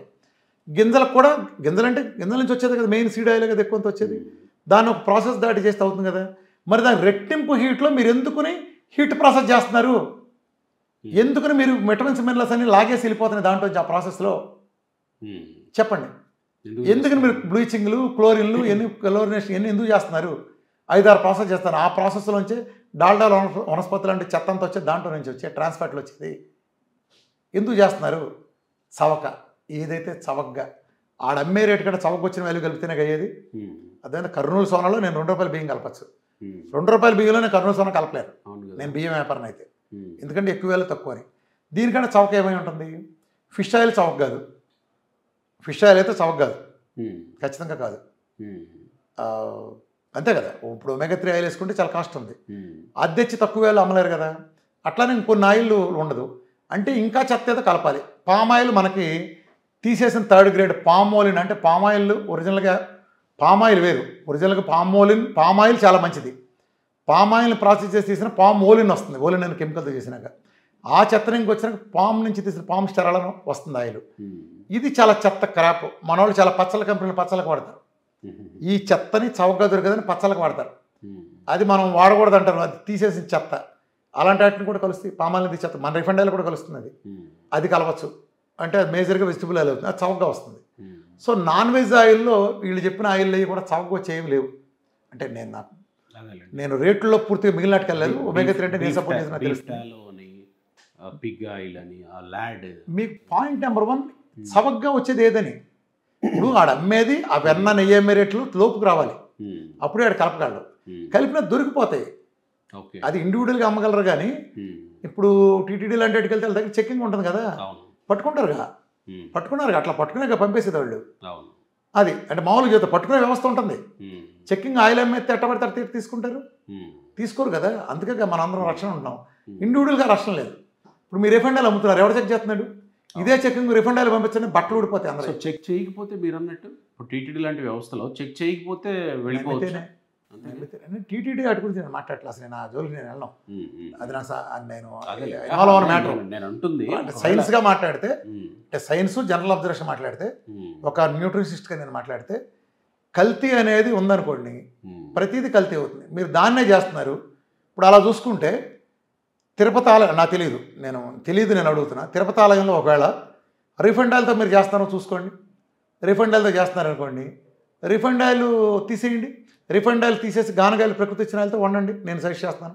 ఎందుకంటే రిఫండ్ ఆయిల్ మొత్తం మీరు చెప్పే అడ్డమైన చెత్త కలిసే అవకాశం ఉంది. ఇటు కలవకపోతే వంటలోనే తేడా వస్తుంది. అలా చూసుకుంటే పంచదార లాంటి బోన్ పౌడర్లు కలిసి, పంచదార లాంటి వాటిలో కూడా ప్రాసెస్లో చాలా రకాల నాన్ వెజిటేరియన్ మెటీరియల్ కూడా కలిసే అవకాశం ఉంటుంది. కొన్ని ప్రాసెస్లో చెక్ చేసుకోండి. రకరకాల ప్రాసెస్ చేసేటప్పుడు కూడా అలా చూసుకుంటే మనం వాడే ప్రతి మందులోనూ నాన్ వెజ్ కలుపుతున్నారు. ఇప్పుడు ఎవరు వెజిటేరియన్ ఎవరు లేరు. మనం పెట్టే మెటీరియల్ నాన్ వెజ్ పైనుండి తయారు చేసేటప్పుడు ఎక్కడి నుంచి వస్తాయి? ఒమేగా-3 ఫిష్ ఆయిల్ వేసుకుంటామంటే నాన్ వెజిటేరియనే. అంటే ఆధ్యాత్మిక వచ్చేటప్పటికి ఆ కథ వేరు. ఆధ్యాత్మిక పవిత్ర నిజానికి వీళ్ళు చేయించండి. ఫిష్ ఆయిల్ అంటే మీకు ఏదో ఫిష్ ఆయిల్ చాలా కాస్ట్. ఫిష్ ఆయిల్ దొరికేది ఒమేగా-3 దేన్నో వాడొచ్చు కదా. ఫిష్ ఆయిల్ అంటే నాణ్యమైనటువంటి ఫిష్ నుంచో లేకపోతే ఆ ప్రాసెస్ నుంచో తీసేదే కాదు కదా. అదే కదా, చెత్త ఆయిల్ కూడా వాడచ్చు మీరు అన్నట్టు. చాలా చెత్త ఏమంటే చవకగా పావలాగా దొరికే బోర్డు ఉన్నాయండి. వాళ్ళు ఏం కలిపారు అనేది వాళ్ళకుండే నైతికత గురించి కాదు. సహజంగా ఏం కలపొచ్చు అని అంటే ఏదైనా తీసుకొచ్చి ఆయిల్లో ఏ దరిద్రాన్ని కలపచ్చు. ఇదైతే అప్పుడు నెయ్యి తన సహజ స్వభావాన్ని కోల్పోతుందా? ఎక్కడుందండి? ఇప్పుడు నేను ఒకటే అడుగుతున్నాను, సహజమైన నెయ్యి ఎక్కడ ఉంది? మీరు ఒకటి మీ ప్రజలందరూ మేము సూటిగా అడుగుతున్నా. మీ అమ్మమ్మనో అమ్మగారినో ఇవాళ కూర్చున్నప్పుడు మీ నాన్నగారినో మీ తాతగారినో అడగండి. మీరు పెద్దవాళ్ళు అయితే అడగవసల్లా. మన చిన్నప్పుడు నెయ్యి ఎలా కాసాం, వాసన ఎత్తే 10 ఏళ్ళకి వచ్చేది. ఎవడు మీరు ప్యాకెట్ వచ్చి ముక్కుకి ఇలా రాసి చూడండి, ఏ ఎదవన దాన్ని నెయ్యి అని ధైర్యం చేస్తాడా? అది అమ్మేది అది నెయ్యి అని ఎలా తెలుసు మనకి? దాని ప్యాకెట్ మనం ఓపెన్ చేసినామని నెయ్యి అని రాసింది కాబట్టి అది నెయ్యి. బాజాలన్నారా, ఇది నెయ్యి ఎక్కడుంది అసలు? నేను 8 ఏళ్ళ నుంచి 8 ఏళ్ళ నుంచి మొత్తుకునేది ఏంటి? కల్తీ కల్తీ కల్తీ. అమెరికా ఇప్పుడు ప్రపంచంలో మిగతా వాళ్ళ ఫలితాలు ఎందుకు రాలా? ఒక సింపుల్ అద్భుతం రహస్యం చెప్పనా? ఈ కొబ్బరి నూనె నెయ్యి అనేది ప్రపంచంలో చాలా చోట్ల వాడతారు కదా, బటర్ కరగేసి నెయ్యి వాడతారు కదా. వాళ్ళకి వైద్యపరంగా ఫలితం రాకుండా రామకృష్ణకి ఎందుకు వచ్చినాయి? ఈ ప్రపంచంలో రామకృష్ణ ఒక్కడే ఈ విధానంలో చేసింది వైద్యానికి వాడుతున్నాడు. నేరుగా తాగిస్తున్నాడు. ఎలా? న్యాచురల్గా చేసిన దాన్ని. కొబ్బరి నూనె అంటే కొబ్బరి గింజల్ని కురుడి నుంచి తీసిన దాన్ని. వీళ్ళు ఏం చేస్తారు? కొబ్బరి ఆయిల్ అంటే పచ్చి కొబ్బరికాయలని పిండి దాని నుంచి పచ్చి పాలు వస్తాయి కదా, ఆ పాలను సెంట్రిఫ్యూగల్ సిస్టమ్, భయంకరమైన హీట్లో చల్లార్చడం సెంట్రిఫ్యూగల్ సిస్టమ్ చేసి ఇక మొదలష్టం అంతా తగలెట్టి దాన్ని ఒరిజినల్ అని మొదలష్టపాయలు ఏదో పెట్టి పచ్చి పాలన చేస్తారు. నేను మొట్టమొదటి అడిగిన ప్రశ్న ఇదే మిమ్మల్ని. అదే, మీరు డైట్ ప్లాన్ ఇస్తున్నారు కానీ మార్కెట్లో కల్తీ దొరుకుతున్నాయి. అందుకే నేను నా విధానం ఎలా చేయాలో నేను చెప్తాను కదా. Right right. నేను అలా చెప్పడాకే ఇవాళ న్యాచురల్గా గానబెట్టాయలు కొన్ని వేలకు లక్షల యూనిట్లు ప్రతి విలేజ్కి. నేను ఒకటైతే హ్యాపీగా చెప్పగలను. ఓకే, నా డైట్ చూపించే ప్రభావం చెప్తున్నాను. ఇవాళ ప్రతి ఊరికి గానగలు ఒక 10 ఏళ్ల క్రితం లేవు గానగలు. ఇవాళ మీరు ఊర్లో వెళ్ళండి, ఎన్ని ఊళ్ళలో ఎన్ని గానగలు మీరు లెక్కేసుకోండి. సిటీలో వేల గానాలు వచ్చినాయి, వేల గానాలు, సందు గానాలు వచ్చినాయి. మరి 8 ఏళ్ల క్రితం నేను రాకముందు లేని ఇప్పుడు ఎట్లా వచ్చినాయి? రీఫండ్ అయ్యే మంది ఫైట్ చేసింది ప్రజలు గ్రహించారు. కామన్ మ్యాన్ పిచ్చోడు కాదు, అర్థమైపోద్ది ఆడికి. ఎరా 100 రూపాయలు 150 రూపాయలు వేరుసిన గుళ్ళు నువ్వు కొంటా అంటే కిలోకి కనీసం 2 కిలోల గింజలు కావాల్సి వస్తే బాడుకోగాడు ఎట్టా అమ్ముతున్నాడు రా వాడు 50-70 రూపాయలకి. నీకు బుర్రలేదా? దీనికి అసలు సింపుల్. దీనికి ఎవడైనా వ్యతిరేకం మాట్లాడారు, మనిషే కాదు వాడు అసలు మనిషే కాదు. దీనికి వ్యతిరేకంగా మాట్లాడాడంటే లాజిక్కే లేదు. మీ ఏదో సంచేషాలు చెప్పొద్దు, లాజిక్కే లేదు. అర్థమైందండి? అంటే మీరు మోసగాళ్లే. మీరు ఇంత వ్యవస్థ అంటే రిఫండ్ ఆయిల్ ప్రతి వాడు 3 పూటలు వాడతాడుగా, నెయ్యి అన్న కొంతమంది వాడరు. కానీ మరి నెయ్యిలో జరిగిందని కలితే అని మాట్లాడుతాం, వాళ్ళు మాట్లాడుతున్నాం. పాలు ఏమన్నా స్వచ్ఛంగా వస్తున్నాయి మీకేమన్నా?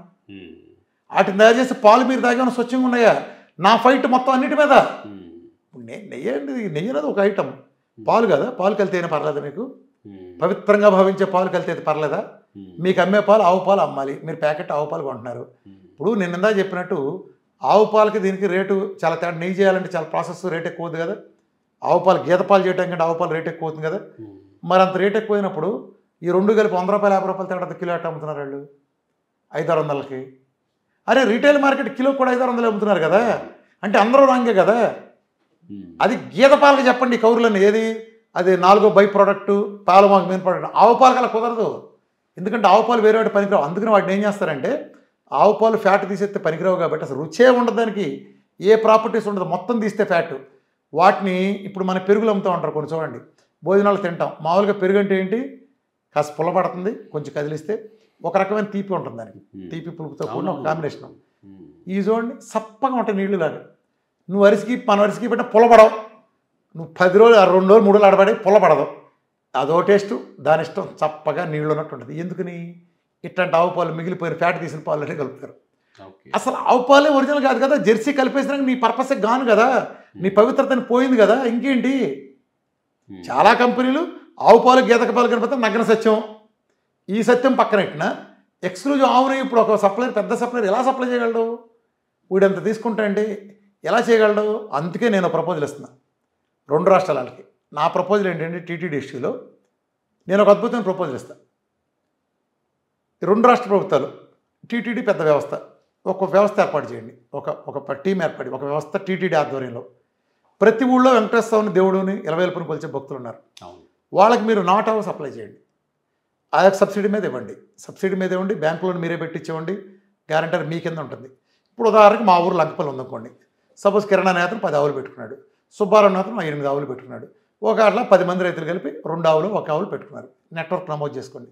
మా పక్క ఊరు దారిపూర్లో ఒక 10 మంది రైతులు, పక్క లక్ష్మీపురంలో 20 మంది రైతులు, వీళ్ళంతా ఘంటసాల మండలంకి వచ్చారనుకోండి. వీళ్ళందరూ కలిపి మండలంలో నమోదవుతుంది.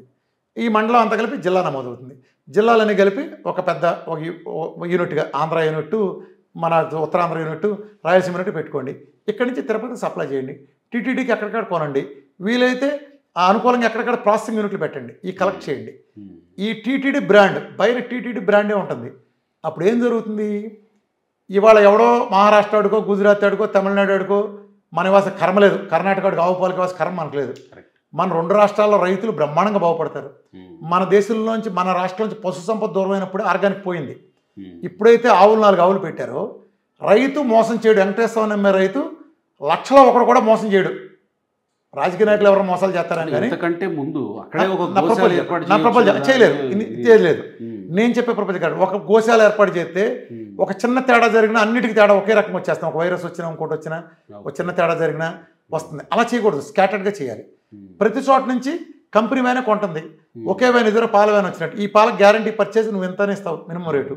దాని ఫీడింగ్ ఏమేమి ఇవ్వాలో న్యాచురల్ సప్లై. ఇప్పుడు దేవాదాయ భూములు బొచ్చుడు ఉన్నాయి, ప్రతి ఊళ్ళోనూ 1000 ఎకరాలు ఉన్నాయి, ప్రతి మండలం, ప్రతి జిల్లాకి.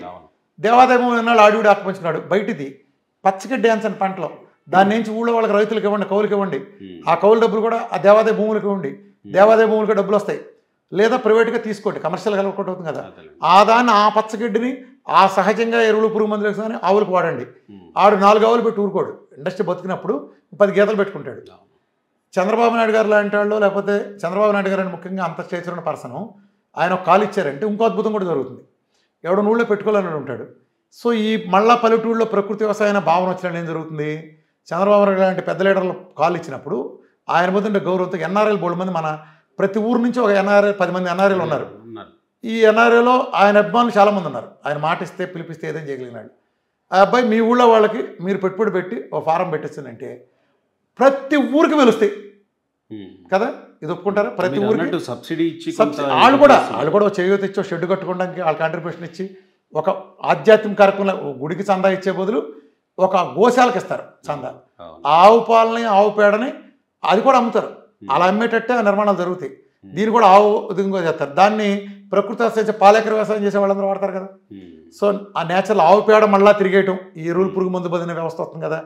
ఆవు పెట్టినాడు పక్కన మంచి పాల కోసం ఎలాగో 4 ఆవులు పెట్టి 10 మంది పని పెట్టినాడు, 10 ఆవులు పెట్టినాడు, 20 గేదెలు కూడా పెట్టుకుంటాడు వేరే షెడ్ వేసి. అప్పుడే ఆ గేదెలు వేసేవాడు, ఆ గడ్డి కోసేవాడు, వెటర్నరీ క్లినిక్, వెటర్నరీ మందులు అమ్మేవాళ్ళు, మేత ఫీడ్ అమ్మే నేచురల్ అమ్మేవాళ్ళు, ఈ ట్రాన్స్పోర్ట్ తీసుకెళ్లే వ్యవస్థ, పాలకందలు తీసుకెళ్లే ఒక వ్యవస్థ పెరుగుతుంది కదా. మళ్ళీ ఈ వ్యవస్థ కోసం పెట్టిన ఎంప్లాయీలు, ఎక్కడికక్కడ సూపర్వైజర్లు, అంటే పోనీ ఎంప్లాయ్మెంట్ ఉంటుంది కదా. ప్రతి ఊరు నుంచి ఉంటుంది. కర్ణాటక వాడి దగ్గర నుంచి లీటర్ కొనాల్సిన పనే ఉంది, ఆడేవాడి దగ్గర నుంచి ఢిల్లీ వాడి దగ్గర నుంచి గుజరాత్ నుంచి కొనాల్సిన కర్మ మనకే ఉంది. మనకు వెరిఫైడ్ టీటీడీ ఆధ్వర్యంలో పెట్టుబడి చేస్తుంది కాబట్టి రైతుకు వచ్చే కాస్ట్కి వస్తుంది. ఇప్పుడు ఇక్కడ ఏం జరుగుతుంది, టీటీడీ నెయ్యి తీసుకోవాలంటే రైతు దగ్గర నుంచి ఒక ఎక్స్ కంపెనీ కొంటే, ఆ ఎక్స్ కంపెనీని ఒక జెడ్ కంపెనీ కొంటే, ఆ జెడ్ కంపెనీ టెండర్ తగ్గించుకుని అది సప్లై చేస్తుంది. అంటే ఎక్స్ గాళ్ళందరి దగ్గర పోజేస్తుంది. అందులో ఎక్స్ గాడి రైతు దగ్గర తీసుకుని ప్రాఫిట్ ఎక్కువ చేసుకుంటాడు కదా. ఎప్పుడైతే టీటీడీ పెట్టిందో నేరుగా రైతు దగ్గరకు ఉంటుంది కదా. పైగా ఏంటి, ఇక్కడ ఒక అద్భుతమైన వ్యవస్థ ఉంది. ఇప్పుడు ఒక ఎక్స్ అనేవాడు జెడ్ అనే కంపెనీ టీటీడీ లాంటి పెద్దాన్ని సప్లై చేసింది అనుకోండి. ఆడ 100 సప్లైని పెట్టుకుంటాడు. అందులో 99 సప్లైర్లు నిజంగా మంచిగా సప్లై చేస్తారు అనుకుందాం.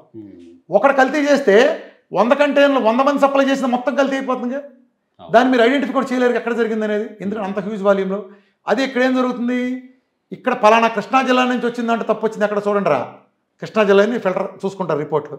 అరే చూడండి రా, ఘంటసాల మండలం డివిజన్ గుడివాడ డివిజన్లో తేడా వచ్చింది, లేదా ఘంటసాల మండలంలో తేడా వచ్చింది, ఘంటసాల మండలం ఏ డివిజన్ ఆ డివిజన్ తేడా వచ్చింది, ఆ లంకపల్లి విలేజ్ నుంచి వచ్చిందని తేడా వచ్చింది. అందులో ఎవడరా, వెంకటేశ్వరరావు దగ్గర తేడా వచ్చింది, డిస్మిస్ అయ్యాడు, కొట్టే ఆడ కల్తీ చేస్తున్నాడు, కొట్టే. చైన్లో ఐడెంటిఫై చేయడం ఈజీ కదా. అంటే ప్రతి బేస్ని ఎత్తుకోవాల్సిన పని లేదు, ప్రతి రైతు డేటా మెయింటైన్ అవుతుంది కంప్యూటరైజ్. ఇంత పెద్ద వ్యవస్థని మొత్తం సింపుల్. ఇందులో పెట్టుబడి లేదు, ఆలోచన లేదు. బతుకుతుట్లా పెద్దకి ఎంత ఎంప్లాయ్మెంట్ వస్తుంది. అసలు ఆవు ప్రతి ఇంటికి వస్తే ఆవుదోళ్ళు వచ్చినాయి అంటే 4 ఆవుదోళ్ళు చూస్తే బొడు. ఇవాళకి ప్రేమ ఉన్న వాళ్ళు చాలా మంది ఉన్నారు. ఆ పల్లెటూరు మీద ప్రేమ చేసేవాళ్ళు ఎక్కడ ఉన్నారు అసలు. అదే చెబుతున్నా, అలా చేసే ఉండే ఒకళ్ళిద్దరే అంటున్నా, ఊరూరు ఇంటింటి చేయరు, 2-3 ఉంటారుగా.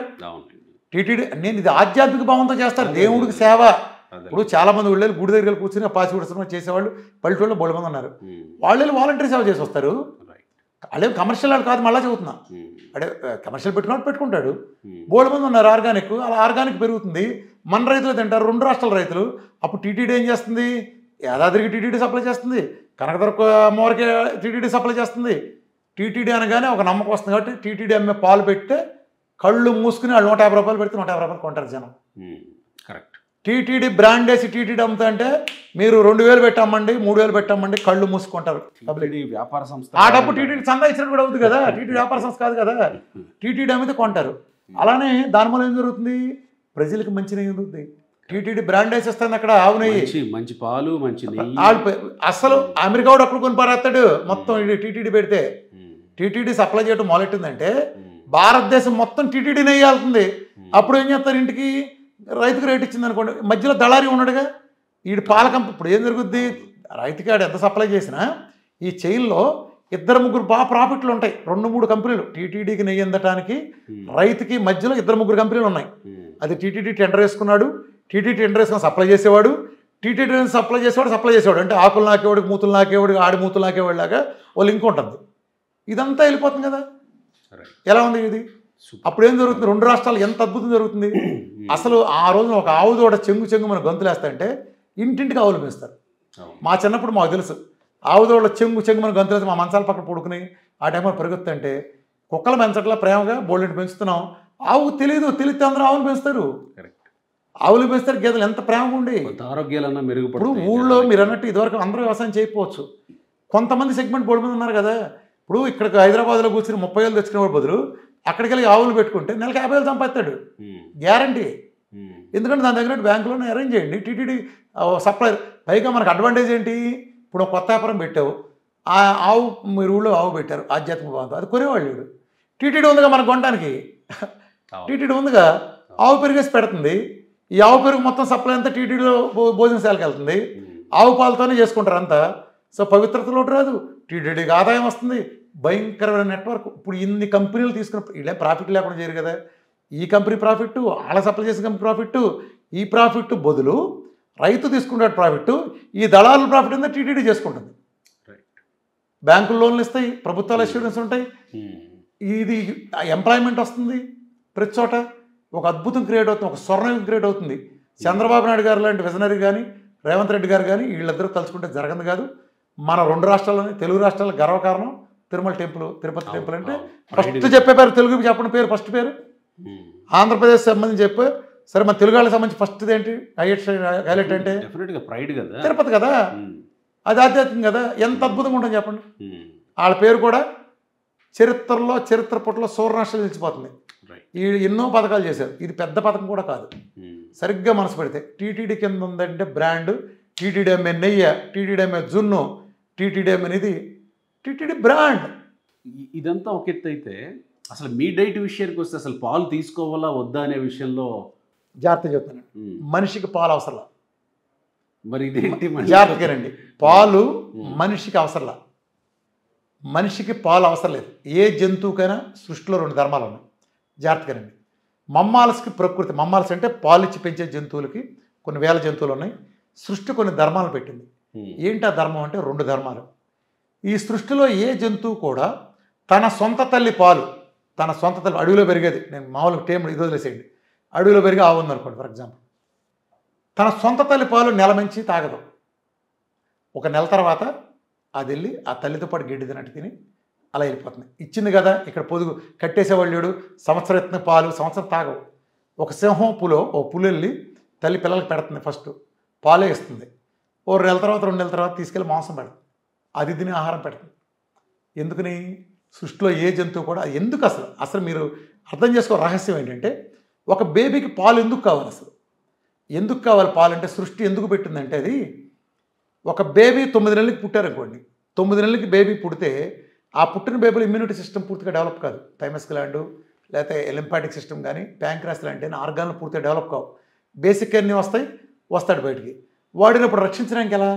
ఇంతవరకు తల్లిలో ఉండే బొడ్డుతో వాడి కనెక్షన్ ఉంది, తల్లి పేగు నుంచి కడుపులో ఉన్న పేగు కనెక్షన్ ఉంది. ఇప్పుడు ఆ పేగు కట్ చేశారు.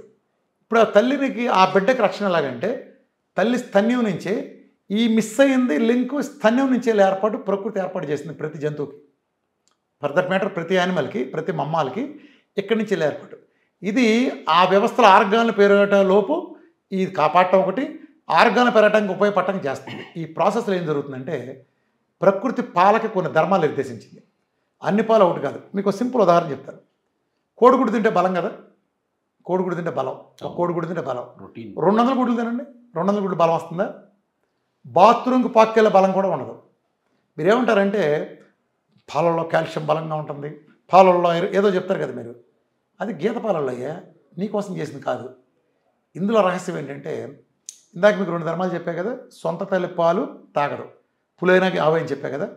కానీ రెండో ధర్మం, ఏ తల్లి కూడా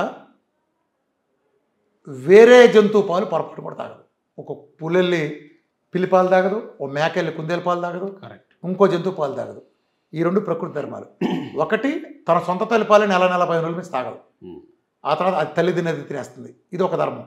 2 వేరే జంతువు పాలు తాగదు. కానీ మనిషి మాత్రం 90 ఏళ్ళు వచ్చినా వాడు కుడికి తగినట్టు వేరే జంతువుల పాలు తాగుతాడు. గేదె పాలు, ఏదైనా మేకపాలు, ఏదైనా పాలు, మేకపాలు. అసలు పాలు ఎందుకు తయారైనా చెప్పాను కదా మీకు ఇందాక. పాలుని సృష్టి తయారైనప్పుడు ఎలా తయారు చేస్తుంది? కంపోజిషన్స్ తేడా ఉంటాయి. అంటే పాల ఉద్దేశం ఏంటి?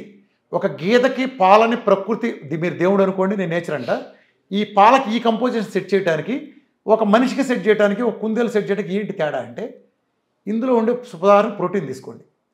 మీరు కుందేలు పాలు తీసుకుంటే 14% ప్రోటీన్ ఉంటుంది. అదే ఆవు పాలు తీసుకుంటే 3.3% ప్రోటీన్ ఉంటుంది. మనిషి పాలు తీసుకుంటే 1% ప్రోటీన్ ఉంటుంది. ఎందుకు అలా? కుందేలు 14. ఎందుకంటే ఒక కుందేలు పిల్ల సరిగ్గా అది పుట్టిన తర్వాత వారం రోజులకి 6 నుంచి 7 రోజులకి అది పుట్టిన బరువుకు రెట్టింపు అవుతుంది. సరిగ్గా 6 నుంచి 7 రోజుల్లో వారం రోజుల లోపే అది పుట్టిన బరువుకు రెట్టింపు అవుతుంది. అందుకని 14% ప్రోటీన్. అదే మీరు ఒక గేదె దూడ తీసుకుంటే, ఒక గేదె పుట్టిన దూడ అది పుట్టిన బరువుకు రెట్టింపు అవడానికి 50 నుంచి 60 రోజులు పడుతుంది. అందుకని మీకు 3.3% ప్రోటీన్ ప్రకృతి ఇలా పెట్టింది. అదే మనిషి పిల్లడు పెద్ద అవ్వాలంటే ఆడు పుట్టిన బరువుకు రెట్టింపు బరువు అవ్వాలంటే 150 నుంచి 160 రోజులు పడుతుంది. అందుకని ప్రోటీన్ తక్కువ. ఏంటి తేడా? ఒక బిగ్ బోన్ యానిమల్ ఉంటుంది. ఫర్ ఎగ్జాంపుల్ ఒక యానిమల్ గీత తీసుకోండి. ఫర్ ఎగ్జాంపుల్ ఒక గీత తోడు పుట్టింది. అది పుట్టినప్పుడు ఉండే బరువు కంటే అనేక రెట్లు ఒక సంవత్సరంలోనే పెరిగిపోతుంది. అంటే దాని జీవితకాల హైయెస్ట్ వెయిట్ ఒక 200 కిలోలు అనుకోండి, ఉదాహరణ చెబుతాను అప్రాక్సిమేట్గా అర్థం కావడానికి. 200 కిలోల సంవత్సరంలోనే పెరిగిపోతుంది దాని జీవితకాల హైయెస్ట్ వెయిట్. ఆ 200 కిలోల సంవత్సరంలో పెరగడం కోసం దాని తల్లిపాల కంపోజిషన్ ప్రకృతితో దేవుడో సెట్ చేశాడు. కానీ ఒక మనిషి పిల్లడు వాడు పుట్టిన 21 సంవత్సరాల వరకు వాడు బోన్ నిర్మాణం జరుగుతుంది. వాడు 21 సంవత్సరాలు ఇవాళ పుట్టినరోజు నుంచి 21 సంవత్సరాల వరకు బోన్ పెరుగుతూ ఉంటుంది. హైయెస్ట్ బోన్ వెయిట్ రావడానికి ఆ 60 కిలోలు రావడానికి ఆడికి 21 సంవత్సరాలు పడుతుంది. అంటే ఒక సంవత్సరంలో 200 కిలోలు బోన్ వెయిట్ పెరగడానికి ప్రకృతి ఆ జీవానికి ఉద్దేశించిన పాలు 21 సంవత్సరాల్లో పెరగడానికి ప్రకృతి ఉద్దేశించిన పాలు ఒకటేనా? కాదు కదా. అర్థమైందా? గీత పాలల్లో ఎక్కువ కాల్షియం ఉండేది. గీత దూడ తొందరగా పెరిగి పెద్దయి దాని విధులు నిర్వర్తించడానికి. అంటే అది దూడకి ఇచ్చినటువంటి 2 నెలలు 3 నెలల కాలమే ఆ ప్రోటీన్ ఉంటుందా? ముందే తక్కువ. అదే మంచి పాయింట్. తర్వాత తగ్గుతుందా? మంచి పాయింట్. ఈ సృష్టిలో మనిషి కానీ జీవం కానీ పుట్టినప్పుడు చచ్చిపోయేలోపు వాడు తినే అద్భుతమైన ఆహారం 1 నుంచి 100 వరకు ఏంటంటే ఆడు పుట్టగానే తల్లి స్తన్యాన్ని ఖర్చుకుని తాగే మొదటి సిప్ పాలు. ఆ రోజు పాలు. Special immunity. అసలు చాలామంది తెలియదు మామూలు నార్మల్ బర్త్ ఎందుకు గొప్పదంటే విజయనల్ బర్త్లోంచి కొన్ని రసాయనాలు అంటుకున్నప్పుడు వాడి శరీరానికి ఇమ్యూనిటీ రావడం స్టార్ట్ అవుతుంది. సిజేరియన్ చేసినాడికి విజయనల్ బర్త్లో నెక్స్ట్ ఆ స్రావాలు ఇమ్యూనిటీ సంబంధించిన స్రావాలు అంటుకుని ఆడు బయట రావడానికి చాలా తేడా ఉంటుంది ఆ బేబీకి, నార్మల్ డెలివరీకి సిజేరియన్ కూడా. అంటే ప్రకృతి అన్ని ఏర్పాట్లు ఈవెన్ నార్మల్ డెలివరీలో అక్కడ అంటుకున్నట్టు ప్రతి జీవికి ఏర్పాటు చేస్తుంది, మనకే కాదు. అర్థమైందా? సో మీరు దయచేసి పాలల్లో కాల్షియం ఉంటుంది కాబట్టి అది మీకెందుకు? కాల్షియం ఉండే రేషియోస్ వేరు.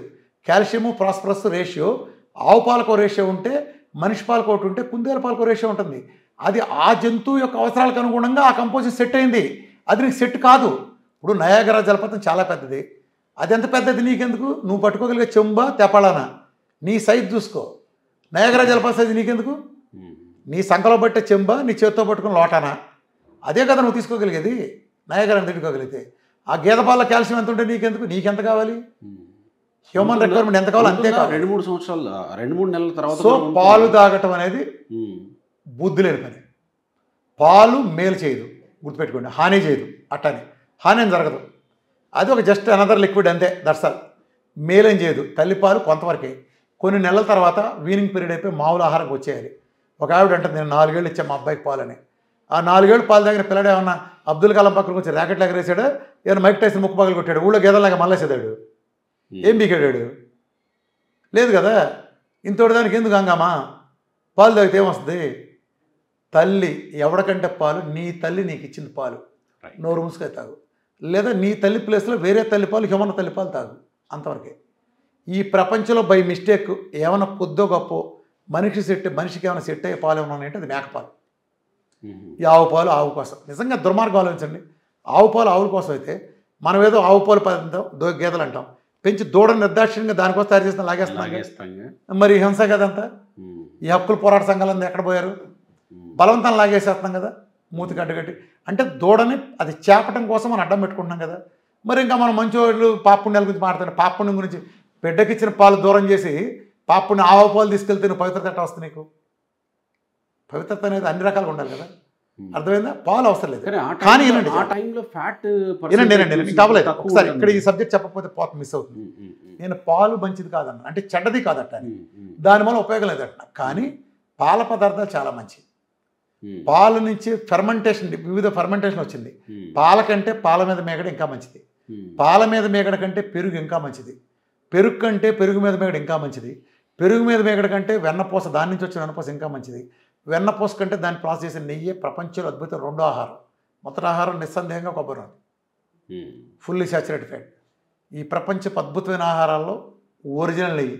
ఈ ప్రపంచం వాడేది మొత్తం ఈ గుళ్ళు గోపురాలు వీళ్ళు అమ్మే ఈ ప్యాకెట్లు మొత్తం ప్రకృతి ఇచ్చిన నెయ్యి కాదు. పచ్చి పాలలో తీసిన ఒక లిక్విడ్, దయచేసి మీరు దాన్ని నెయ్యి అని పెట్టి నెయ్యిని ఆత్మహత్య చేసుకున్నట్టు చేయొద్దు. పాలన తీయాలంటే ఇలా తీసిన దాని గురించి మీరు దయచేసి నెయ్యి అని మాట్లాడండి. అది ఆధ్యాత్మికమైన యజ్ఞాగదులు వాడిన, పాత్ర ఋషులు వాడిన ప్రాసెస్ ఎలా చేస్తారో చూసుకోండి. ఇదే ప్రాసెస్. సహజంగా కవం పెట్టి చిలకటం అనేది పురాణాల నుంచి. ఇప్పుడు భాగవతంలో చూడండి, వెన్న చిలుకుతున్న బామలు అంటారు, అంతే కదా. అప్పుడు మిషన్ కనిపెట్టి తీలేరండి, అంత టెక్నాలజీ కనిపెట్టిన టక్కుని తీలేరా. అది సహజమైన ప్రక్రియ. పట్టికొండలో వేసి తోడేసి వేసారు కదా, అన్నీ ఉన్నాయి కదా ప్రాసెస్. మీరు ఆ ప్రాసెస్ కాకుండా మీరు అసలు పాలలో లిక్విడ్ పెట్టి తీయటమే పాపం. ఆ తీసిన దాన్ని నాటు ఆవు కాకుండా జెర్సీ ఆవు అంటే గీత కంటే తక్కువ కేటగిరీ, దేశవాళీ గీత కంటే నాశకరమైనదని తీసుకొచ్చి అది చేయటం ఇంకా తప్పు. ప్లస్ ఆ తిన్నదాన్ని మీకు ఒరిజినల్ కాదు వెరిఫికేషన్ మీకు లేదు, అలాంటి వాడటం కూడా తప్పే. ప్రతి చోట పవిత్రత దెబ్బతింటుంది. నేనైతే ఈ సలహా మీ టీటీడీ ఆధ్వర్యంలో నేను మన ఆంధ్రప్రదేశ్ ప్రతి ఊరు బాగుపడుద్ది. నాకు కళ, మన చిన్నప్పుడు మా ఆవుల దొడ్డు, మా ఆవు దోళ్ళ చెంగును గొంతులేస్తాడు, తోక పైకెత్తి అసలు 2 కళ్ళు చాలు, అటు చూస్తా చచ్చిపోవచ్చు. ఇందాక మీరు పాల గురించి మాట్లాడినప్పుడు మొదటి 2 నెలల్లో 3 నెలల్లో దూడ తాగేటప్పుడు దూడకు అవసరమైనటువంటి ప్రోటీనో ఏదో ఉంటుంది దాంట్లో అని అన్నారు. కానీ ఫ్యాట్ పర్సంటేజ్ చూసినప్పుడు అంటే పాల కేంద్రాల్లో పోస్తూ ఉంటాను, నేను కూడా చిన్నప్పుడు వెళ్ళి తీసుకుని పోస్తుండేవాడు. గేదె పాలకి ఎక్కువ వస్తుంది, ఆవు పాలు అక్కడ మొదటి 2-3 నెలల్లో తక్కువ వస్తుంది, ఇంకా ముదరాలి కదా, ముదిరిన తర్వాత ఫ్యాట్ పర్సంటేజ్ వస్తుంది అని చెప్తా ఉంటాను. అది వయసుని బట్టి ఇస్తుంది. అది అంటే దాని అవసరాలు లేదు, లేగడ కదా తరిపి కదా అంటాం. మరి ఏది ఉంటే మంచిది? ఫ్యాట్ ఉంటే లేతకున్నప్పుడు అది తట్టుకోగలగాలి కదా, మంచి చెడు కాదు. Okay okay. మనం అన్నప్రాసన పుట్టినరోజు చేస్తాం, కొంతకాలం ఆగి చేస్తామా? జీవితాంతం తినే అన్నాన్ని మొదటి రోజు ఇస్తామా? ఇవ్వలేం కదా. అంటే గ్రాడ్యువల్గా తీసుకెళ్తాం కదా సహజంగా. అలానే తల్లి కూడా ఫ్యాట్ని కొద్దిగా పరిచయం చేస్తుంది. డైజెషన్ వ్యవస్థలు డెవలప్ కావాలి కదా, అక్కడ లివర్లు, ప్యాంక్రాసైజెస్, ఎంజైమ్స్ అన్నీ ఉంటాయి కదా. ప్రకృతి ఎంతవరకు సెట్ అయ్యి దీని శరీర నిర్మాణం ఎంతవరకు ఉందో దానికి తగిన అనుగుణంగా రిక్వైర్మెంట్ వస్తుంది పాలు ఒక దూడ పెరగటానికి. అర్థమైందా? సో పాల పదార్థాలు మంచి, అది సహజంగా చేస్తే. వీళ్ళు చెప్పేది నమ్మద్దు. ఇవాళ మీరు పెళ్ళిళ్ళకి వెళ్తే పెరుగు చూడండి, ఆ పెరుగు తీస్తే పెరుగు నుంచి ఉంటుంది.